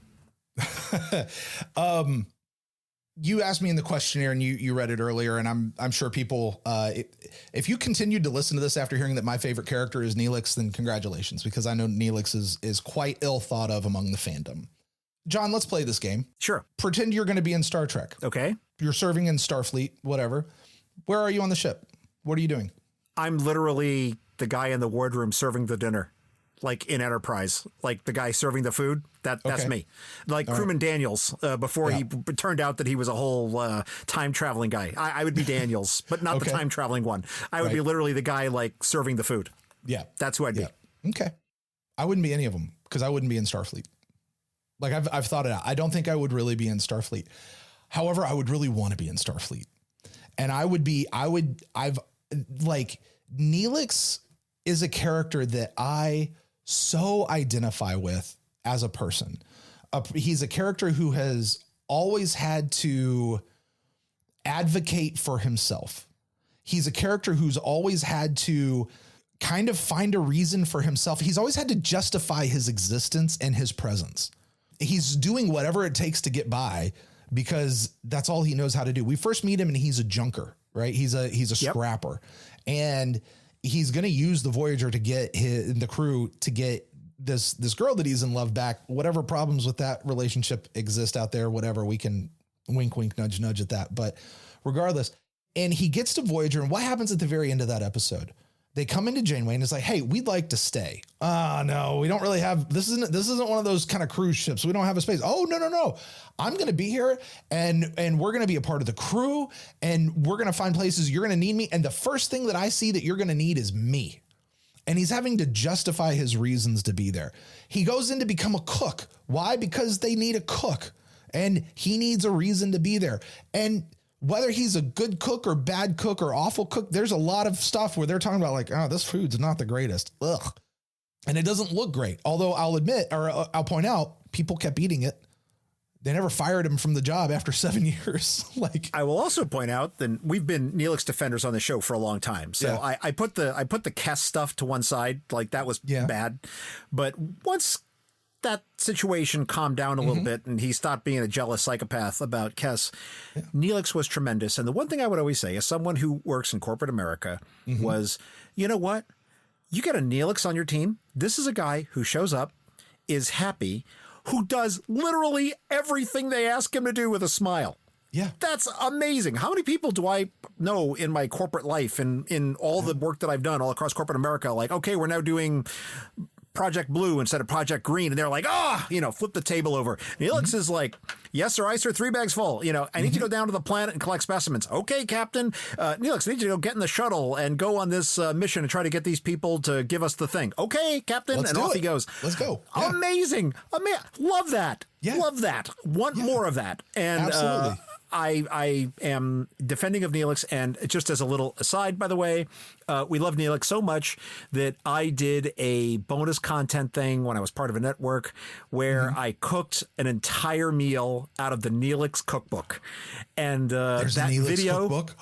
there is a I need Neelix to get my cookbook. hands on that. Oh, that's And fun. I cooked everything, videoed the whole thing. I made a kitchen. It was in my kitchen. I'm wearing a Star Trek uniform.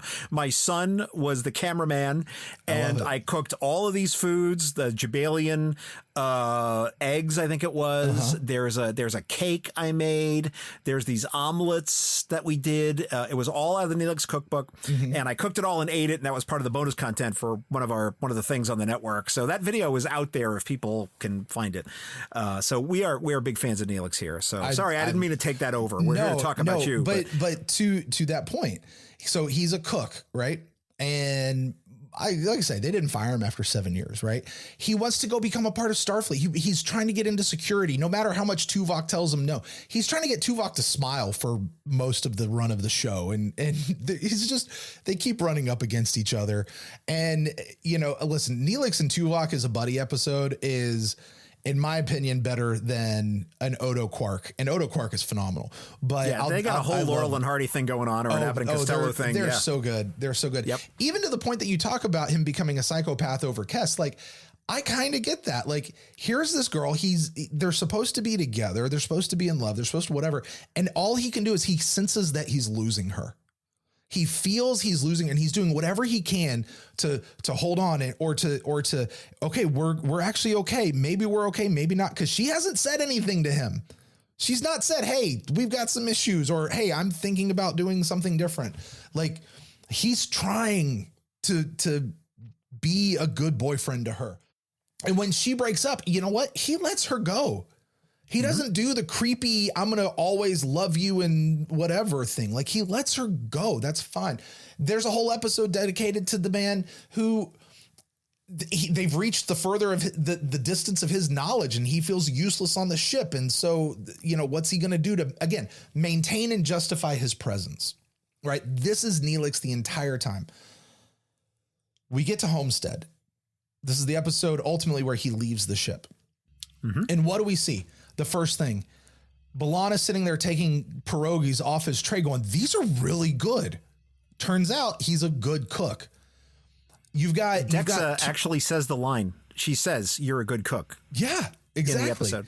You've got Tuvok who's sitting there going, dude, Neelix, you're the one for this. You need to go down and do this. You are designed for this. This is your spot. You've got Janeway who's sitting there who's saying, I don't know how I'm going to manage this ship without you, but I think I can make this to lose you is a sacrifice. Like all these words that are just feeding into Neelix that are finally, he's not having to justify his existence anymore because he's there. And truthfully, we could go back and analyze that. He probably didn't really have to keep justifying his existence prior to that, but that's a whole different conversation. But he's fine. He's internalizing this. He's finally believing this. And then you get the scene where he says goodbye and he's walking down that corridor, you know, and we know that corridor is lined with cast and crew. And John, I lost it. Every time I watch the episode, I lose it in this moment of Neelix is leaving the ship. He's going to something better. He's not out of it altogether. He's going to be in contact with them. He's going to be their ambassador. Like, it's not like we're saying goodbye forever to him, but he's moving on to a new phase of his life, into something that he's ready for. He's designed for. This is the place where he's been trying to get to his entire life. And he's doing so with the acknowledgement and the respect of his crew, his captain, his quote unquote superiors, and the love and admiration of his crewmates. Like, it's a phenomenal arc to see where Neelix goes. If you track his arc over the course of the entire thing, of course he was annoying at sometimes. I actually never really thought he was that annoying. I thought he was funny, but he's and John, that's me. Like, I'm constantly, hey, let me go be a reporter for a while, 'cause that sounds fun. Let me go. Hey, I'm going to be the godparent to this kid over here. I'm going to take care of these kids and I'm going to tell them a ghost story. Why? Because I'm the cool uncle. Let's go. Let's tell this ghost story. You know, and he finally finds who he is, and he's the hero. He's finally the hero. And God, I just love it. I love that episode. And I see myself in the character of Neelix, and that episode gives me hope of where I'm going as I continue through this life, building all these life experiences and making all these foolish choices and, you know, weaving together my own tapestry. Oh, wow. Nice way to bring that around. Very good. A+. One of my favorite artistic choices, I think, in all of Star Trek happens in this episode, where there's no more lines after Tuvok speaks at the end of the episode. Yeah. he says live long and prosper, and then there's a whole other thing with him getting on the shuttle departing. He goes down to the planet. There's Dexa and Brax. He goes in the room. They don't say anything. He looks like he might actually talk for a second when he's leaving the ship. He looked like he might talk he doesn't. It just goes right out. The last line is Tuvok, live long and prosper. And I thought it was just perfection. It was so good. It was so good. And you can even see how much the crew respected Neelix. Not at that moment. You don't need that moment actually to see that. When he's up on the bridge and he's showing the kid around. Yeah. And he's like, oh, where's your seat, Neelix? And he's like, well, and Chakotay and Kim jump up and they're like, well, Neelix is the most versatile member of the crew. I mean, we can't just tie him down to one station. He has to go everywhere. It's just, they didn't have to do that. In fact, I think the way that they film TV today, just the sensibilities, they have to have snark and everything. Yeah. And I think you would just see some characters giving each other the side eye like, oh my God, and it's not. It's a very genuine moment for Neelix right there. I was going to say, because, and I didn't bring it up, but I'm glad you brought up that moment there on the bridge, because when they say that, they're not like, yeah, he doesn't have a spot, but we also couldn't tie him down because they're not being snarky there. They're like, no, Neelix has to be moving around the ship. He doesn't, not everybody gets to be on the bridge. Not everybody should be the captain. Like, not everybody should be here. They need to be in the other places. There's plenty of honorable service to be had on a starship that's not in the center seat, right? And all these people contribute to that, which is what I was getting to a little bit earlier with that comment about Science Officer Picard. I just want to mention in my research for this, just apropos of nothing, Julie Christie, the actress who played Dexa, still acting to today, has credits in 2024, still going strong. Bless her. One thing I did not like, Neelix's outfit with those like ropes attached to it or whatever in the front. Oh my goodness. Yeah. Oh, yeah. I mean, so okay, bad. let me ask you a Kobayashi Maru question. I know you like to do these later in the show. Which would you rather wear, a Neelix outfit or a Wesley Crusher sweater? Well, you're talking to a guy who has a tattoo of a cheetah across both cheeks. So,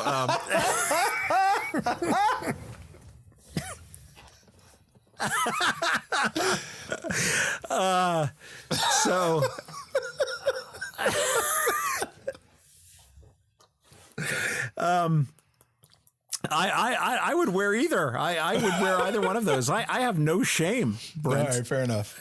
No shame. And I will just leave that hanging there without any further comment. So I would wear all of that. Let's move on. Let's talk about Time Amok. That's Prodigy Season 1, Episode 8, in which everyone gets discombobulated into different time sequences, and we do not stand for Janeway hologram erasure. Why is this episode notable for you, Brent? All right, I told you that Homestead is the only episode of Star Trek to make me cry. This one almost got me. It almost got me, John. The rock talk bit at the end? Oh, yeah, absolutely. Look, here's the thing. Ever since becoming a parent myself, you deal with kids, you do stuff with kids, and I start to lose it. I really do. And especially, and I have my oldest who's a boy, and I've got my youngest who's a girl, and she's 9 years old, and she's my precious, John. She is my precious. I love her. And I got to tell you, with Riley's voice going with that, and she's just like, stop calling me the security officer. I don't want to be the security officer. And she's going through this, and here's Janeway going, no, Rock, you can do this. Yep. She's like, but I can't. And like, as a parent, I feel like I do that with my kids. Come on. I know you can do this. I know you can do this. And that line when Gwen goes up to hologram Janeway and's like, how long was she alone? And she goes, too long. Yeah. It breaks me. It just breaks me. But again, when you go back to what is Star Trek about, they're in this impossible situation and they have to work. I mean, it's the theme of the episode. They have to work together to solve the problem. And it takes the least, the only person probably less capable of doing what needed to be done than Rock Talk would have been Murph. And that's because Murph doesn't have the hands. But to have it be Rock Talk, and she comes out on the other side having done it, you know, and she's like, she gets Janeway back after she gets erased. She's like, oh yeah, I had to recompile your program. Why? Well, I did everything they told me to do, but nobody told me what to do with it. So then after making that, I had to turn around and learn how to make you again and recompile your program. It touches all the dad places of my soul that no episode of Star Trek has done before or since. You know, Star Trek doesn't do parenting super great. Outside, I don't know. Rom's a pretty damn good parent. He really was. Like when he gets down to it at the end, he's really damn good. But Cisco's phenomenal as a father. You know, for all his shortcomings, Cisco's a great father. But I mean, but those are sons. Like I said, the girl. And Riley just performs that to perfection. Just absolutely to perfection there. So. No, she's amazing. Couple of things I noticed on my rewatch for this, just appreciating the animation, seeing the reflection of the chicken in the fox's eyes. Yeah. Like unbelievable, like just unbelievable. I loved it. Also, the hard drive gets full on the Protostar. I didn't notice that. That's really well. It's kind of buried in the episode, but they were unable to use the vehicle replicator because they said storage was full, and it's because the Diviner had sent the Dreadnought program to the vehicle replicator, and it was it filled up the hard drive, so they weren't able to use it. Interesting. Okay. They said there wasn't enough storage space in the system for some reason. I think Dal says that. And that's why. So it kind of goes by really fast. But on a rewind, you know, this is probably the 5th time I've seen the episode. Right.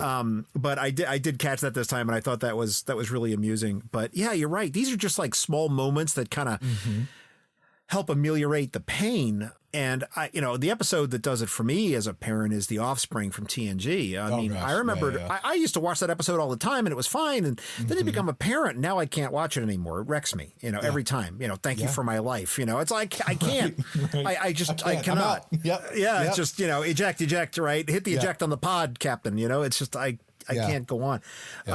But it honestly is probably why to veer into the Babylon 5 conversation. There's the episode Believers from season 1 where we have the thing that happens to the kid.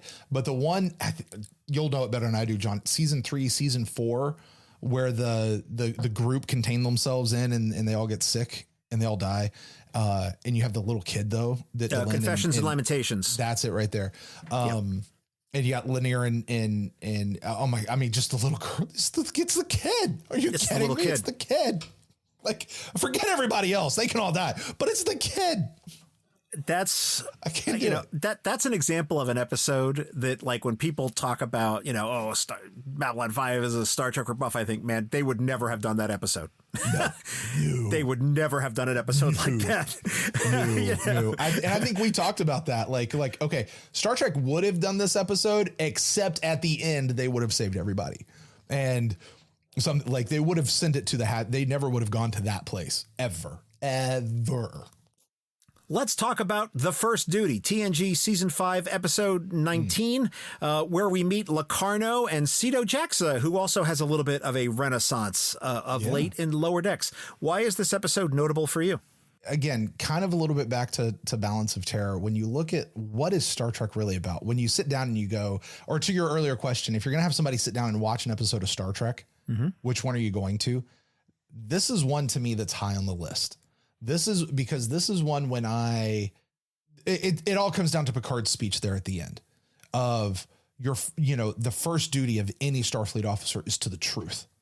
And if you don't go out there and do this, then I'm going to do this. And to watch Wesley, you have to wrestle with this confrontation. And, we all know what that's like. We've all been in spots where people are trying to get us to do something that frankly, we don't want to do. We know we shouldn't do and that we know is wrong, but they almost make you feel guilty for wanting to do the right thing, or not even almost, are making you feel guilty, honestly, to protect themselves, honestly for that reason.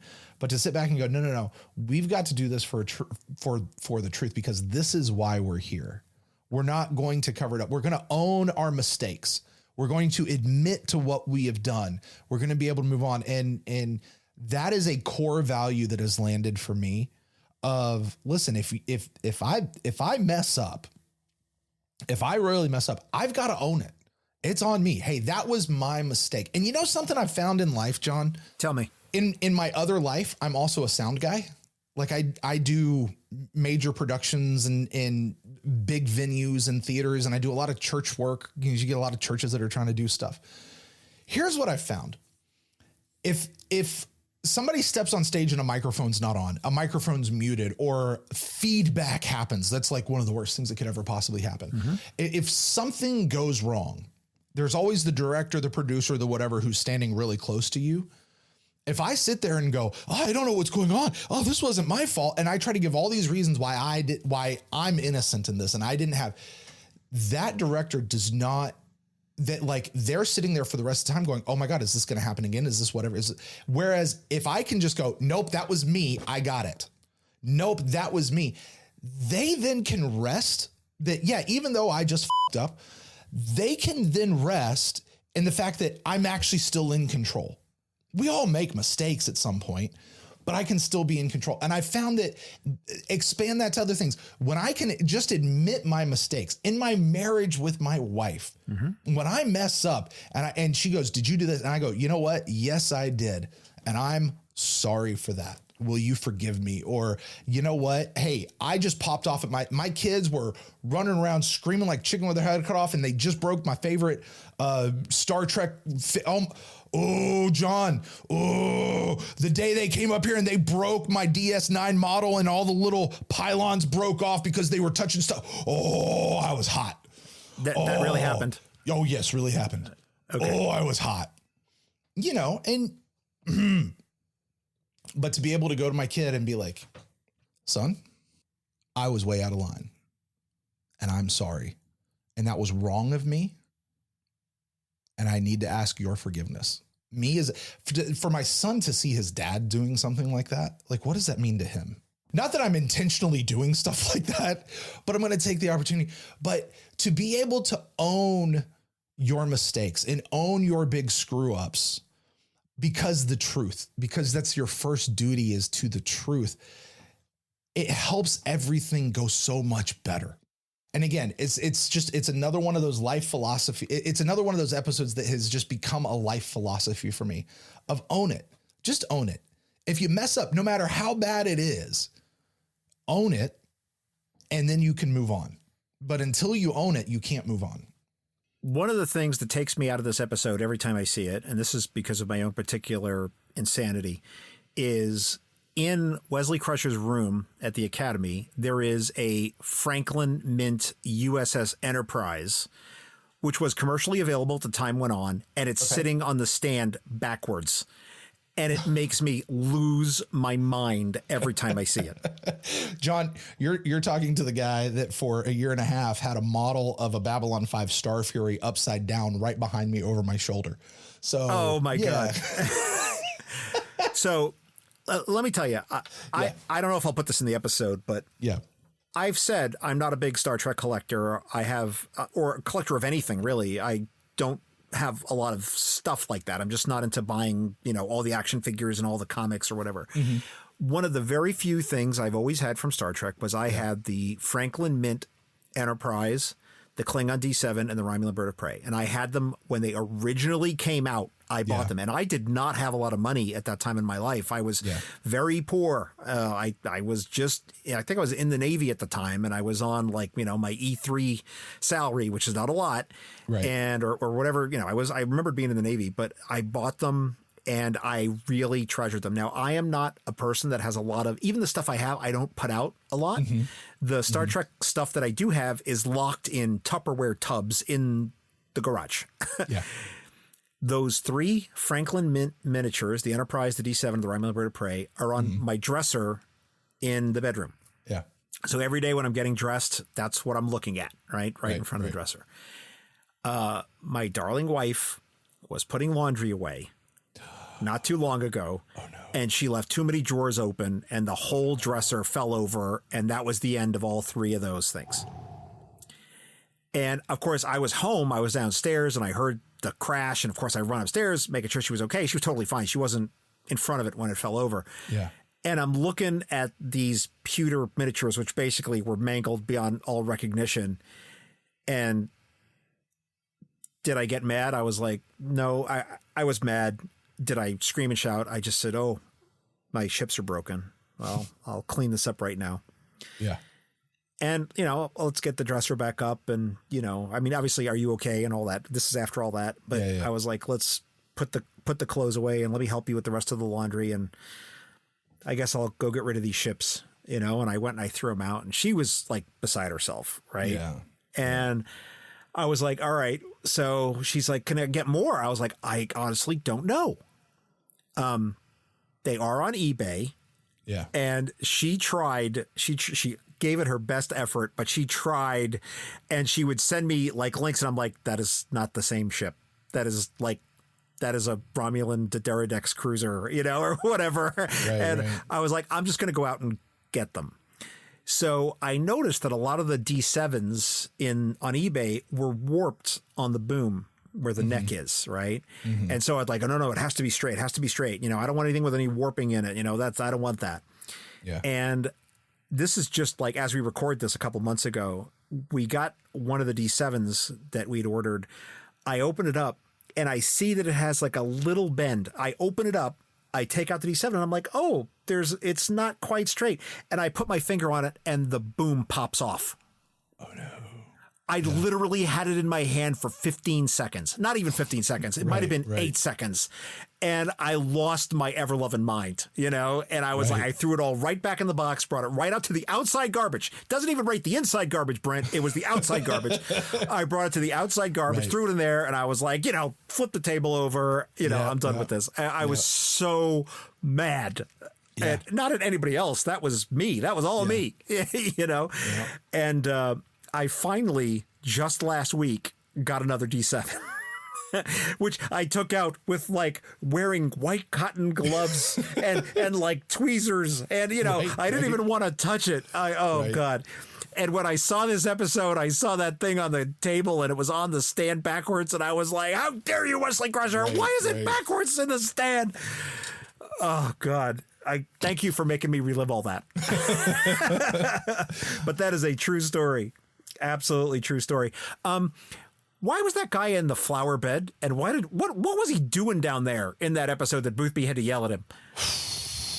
Dude, there's like flowers all around the bottom of the tree. What is wrong with you? Yeah. It's not even a good, I thought that too. I was like, there's not even a good place to like sit and hang out. Like you're just there. What are you doing? And, he wasn't carving initials into the tree. That's probably what I would think he'd be trying to do or something, like climb the tree and be up in I don't know. Yeah.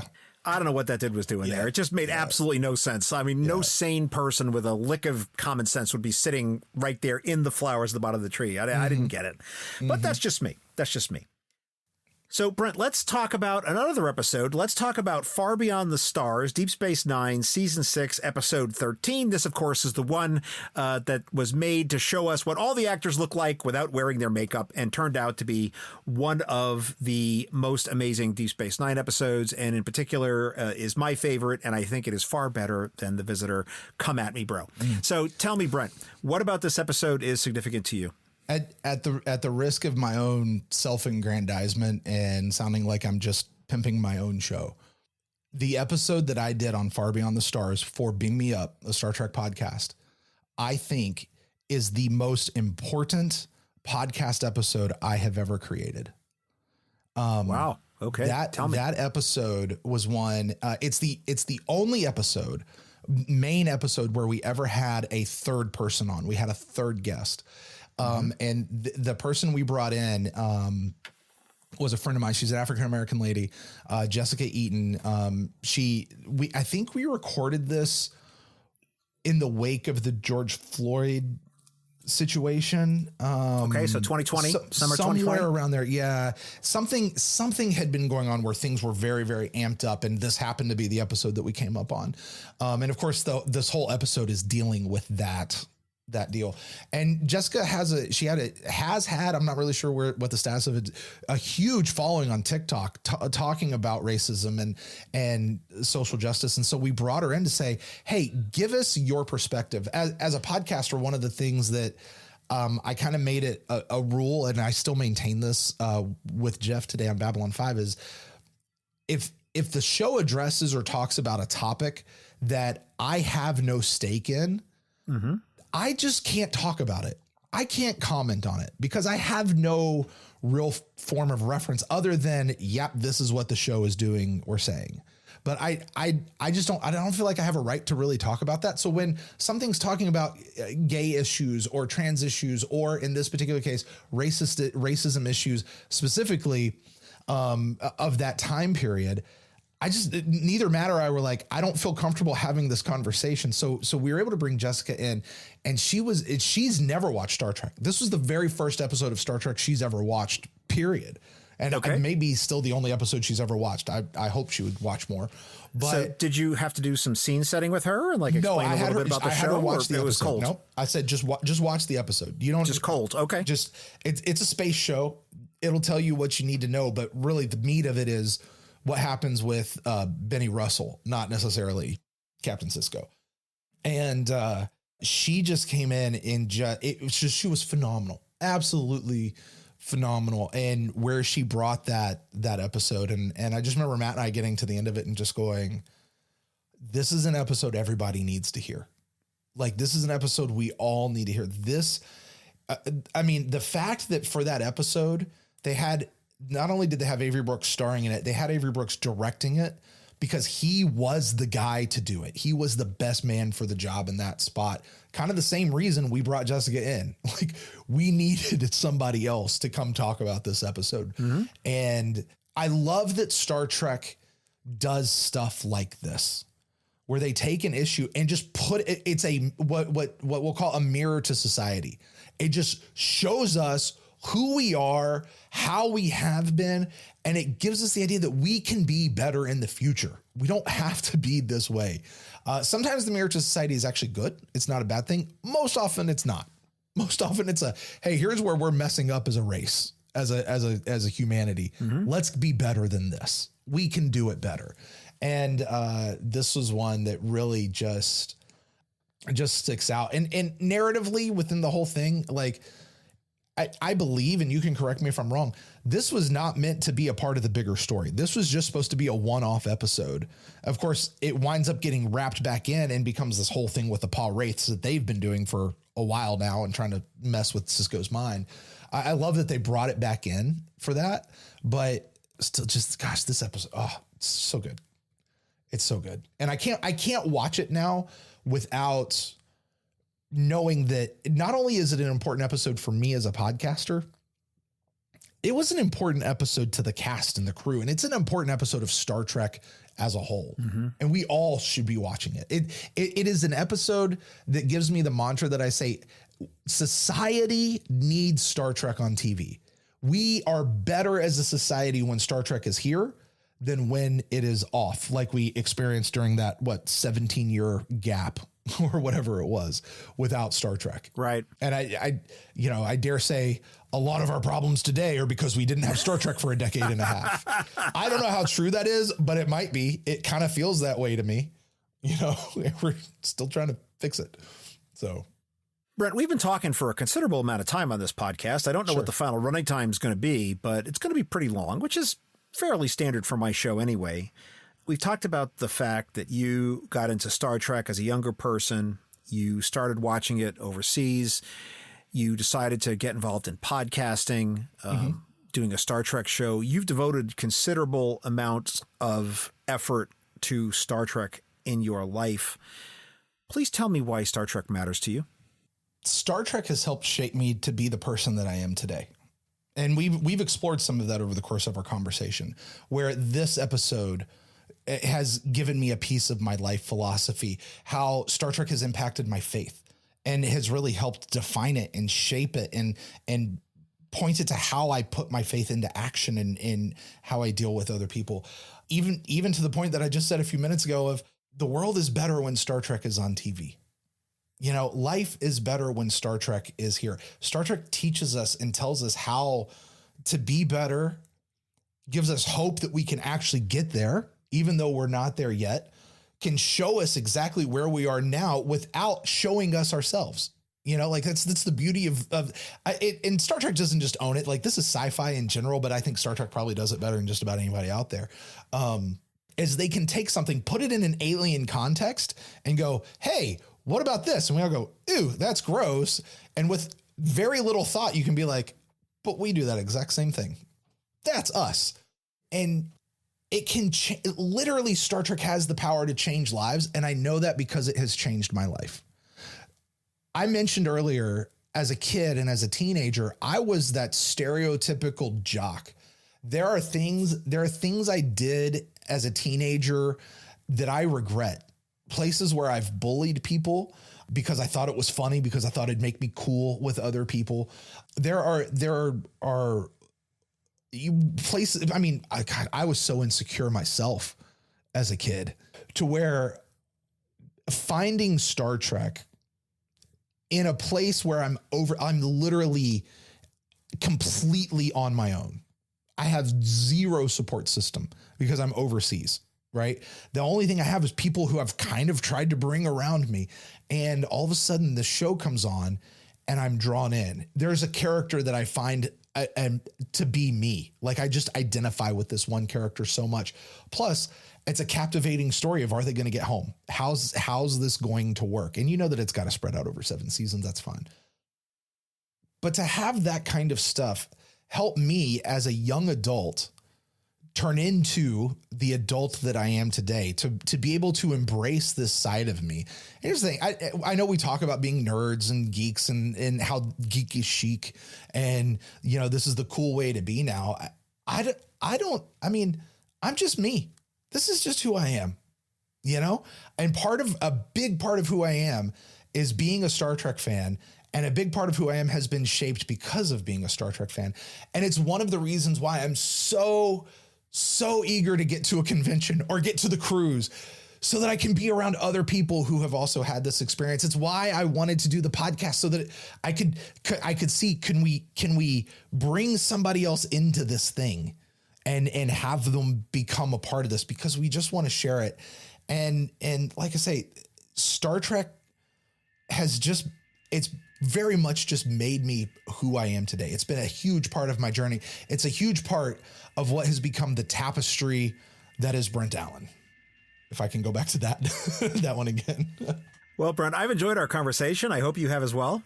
Yes. But the M5 is signaling me that it is now time for the Kobayashi Maru lightning round. The Kobayashi Maru is a challenging and difficult test, cunningly prepared by the M5 just for you. Should you not only survive the test, but pass it as well, the M5 will award you an honorary Star Trek title on behalf of our little program. Are you ready to face the M5 and the Kobayashi Maru, Brent? Let's do it. M5, load the Kobayashi Maru simulation and prepare to record our guest responses. Kobayashi Maru simulation available. From the episode Next New Generation, which of these choices is your favorite alternative Cerritos? Freedom class, Sovereign class, Oberth class, Miranda class? Oberth class. Which is your favorite cetacean ops whale, Kimmeloo or Matt? Oh, Kimmeloo. Pick your least favorite Lower Decks episode from this list. A Mathematically Perfect Redemption, Room for Growth, Mugatu Gumatu, or Tuvix? Mugato Gumato. Choose a Mariner line from this list. Move, Jennifer. Hey, Armis, shut up. Vulcan is the third shoe. Vulcan is a Best Lower Decks surprise guest. Sonia Gomez, Leia Brahms, T'Pol, or Cito Jaxa? Gomez. Gomez. Simulation complete. M5, please compute the results and tell us if our guest has passed the Kobayashi Maru. Analyzing.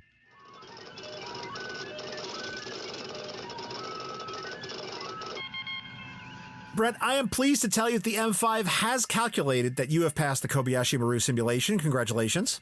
Woohoo! And now, the M5 will award you an honorary Star Trek title on behalf of our show. M5, what title shall we award our guest? Brent Allen is awarded the title of headliner at the Cackle Shack on Space Station Regular 1.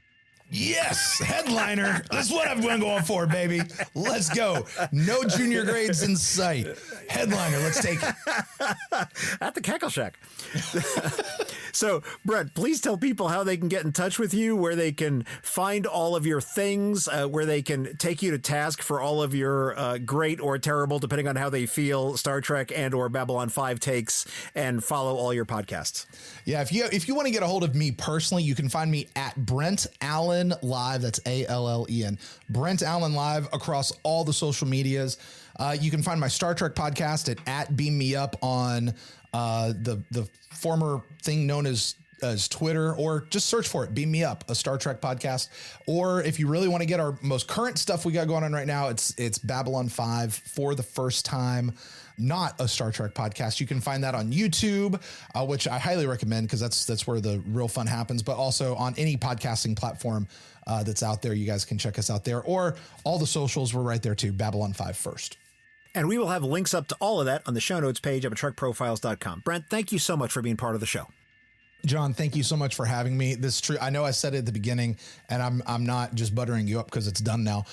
This has truly been an honor. This has truly been an honor getting to come here. When I first started doing the podcast thing, started thinking about it, this was one of the first ones that I heard. And I was like, wow, I can't do that idea because he's already doing it really, really well. So what else can I do? So this to be able to hear, this is great. This is like, I've made it, Ma. Look at me. I'm on Trek Profiles.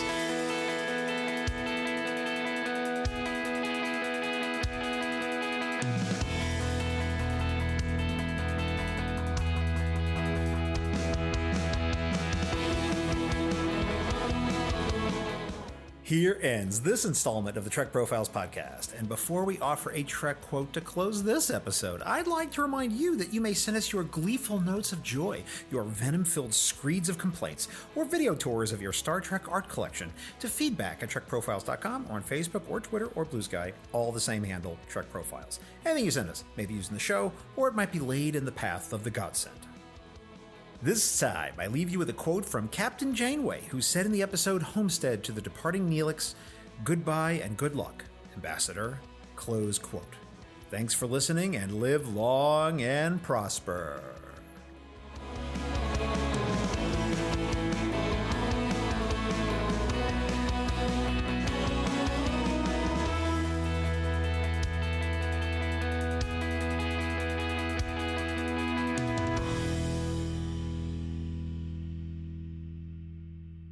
This handcrafted podcast is brought to you by Stars and Sky Media Lab. It's cosmic.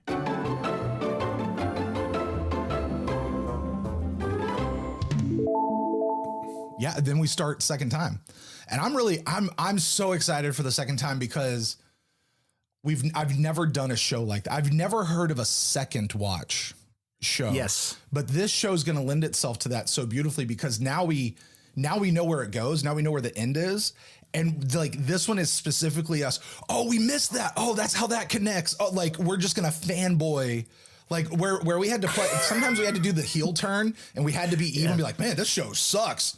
Like, what's he doing? Every time I heard Jeff go, the egg people, I'm going, here we go again. Whoever told you that like every single thing that's in the show comes back, that is right. And that you should not have listened to that. Right. You know, I don't want to spend too much time talking about Babylon 5, but in your episode where you were talking about Legend of the Rangers, bro, I was remembering when that show first came on the air, and I remember going on a Usenet, which is where we talked about it at the time. And I remember the comment I typed in, which was, I swear to God, I thought she was going to start shooting torpedoes out of her nether regions. And it's funny. We're going to divert for just a second. You were talking about how you felt all this emptiness when you finished Voyager. Yeah. I had the same experience because I made a critical error, which I will never make again. I was watching a show, like a modern streaming show. It was called The Diplomat. It's on Netflix. I don't know if you've seen it at all, but season 2 just came out and I love that show. It's Kerry Russell. It's a modern political thriller kind of drama thing. Really love it. Season 2 came out and I was like, oh yeah. And I was at work and I was like, oh, I have like 2 minutes left on one episode and then I'm going to watch the next episode. And I was so excited. I went home and that was the last. I had forgotten to check how many episodes there actually were. Oh no. Yeah. And I was all set to watch another episode, and the whole season was only like 6 or 8 episodes. Oh, wow. And I was like, flip the table. You know, it was one of those moments. I'm so mad about it. And it's my fault. I should have checked, like, at least to say there was 8 episodes or 6 or whatever it was. And I was totally disappointed. So I'll tell you a fun story, though, that relates to your Babylon 5 podcast, which is when Joe Straczynski was coming out with his autobiography. Okay. One of the things he really wanted to do was make autographed copies available to people that were supporting him on Patreon if they wanted to purchase that. And he was trying to work with the company, and he was trying to do some different things. He's like, logistically, it was not possible. Just logistically, right? The books are coming in and they're going to be shipped out. You know, it's a drop ship kind of situation. So he said, here's what we'll do. He set up a separate thing where you could sign up, and he had a sheet of stickers that were personalized that he'd signed and sent to you, and you could put them in the front of the book. Nice. So my copy of Becoming Superman is autographed by Joe Straczynski, even though he physically never laid hands on it. He laid hands on the sticker, which is now in the book, which is kind of nice. Yeah. Yep, which does count, cool. right? No, that's great. Yeah. That's great. Which is nice. Yeah. So I thought you'd enjoy that.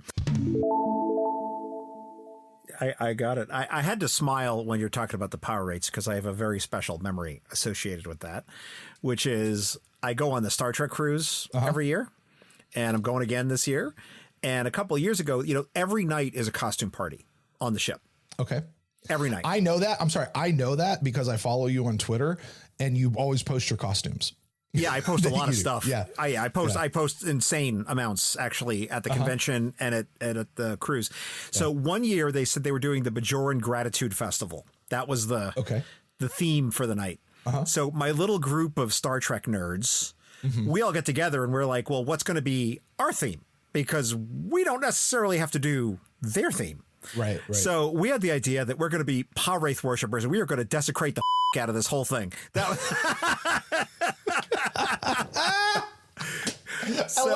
I love it. So we all did the Bajoran makeup. Yeah. We all had the red armbands. Okay. The earring on the wrong side, which is a thing that power wraith worshippers do. Right. And we had signs made up and flyers. And we were like, you know, give up on the prophets, you know, worship the power race, the only way for true freedom for Bajor, you know, and all this kind of stuff. And so we're just like going around waving these signs that like people loved it. People ate it up. They're like, look at you, you know, desecrating our crust festival. You know what that is? That's the Star Trek. Like that's our own equivalent of wearing Star Trek uniforms to a Renaissance fair. Like we're going to be the guys out of time. Like we're Kirk and Spock who are in a time hop thing coming out here. Like, yeah, I know it's glorious. That's great. It's glorious. So yeah, in fact, so they also, you get a free gift every day on the Star Trek cruise. It's not free. I mean, you're paying to be on the cruise. Well, sure. But you get something every day. And it's not like a little something. Usually it's pretty big. So here, I can tilt it up. So yeah, up there. See that big straw hat? Yeah. Yeah, that's a big straw Star Trek the Cruise hat. So we got that one here. Yeah. And like you get a bag, a backpack, there's a t-shirt, you know, and you get all your merch. So yeah, most of that stuff I have given away or gotten rid of because I some stuff I like, but it's too much stuff. Okay, let's move on. I've made it, Ma. Look at me. I'm on Trek Profiles. I don't know about that, Brett, but you're very gracious. Thank you so much. We're out. Boom diggity. Was that okay for you? That was great.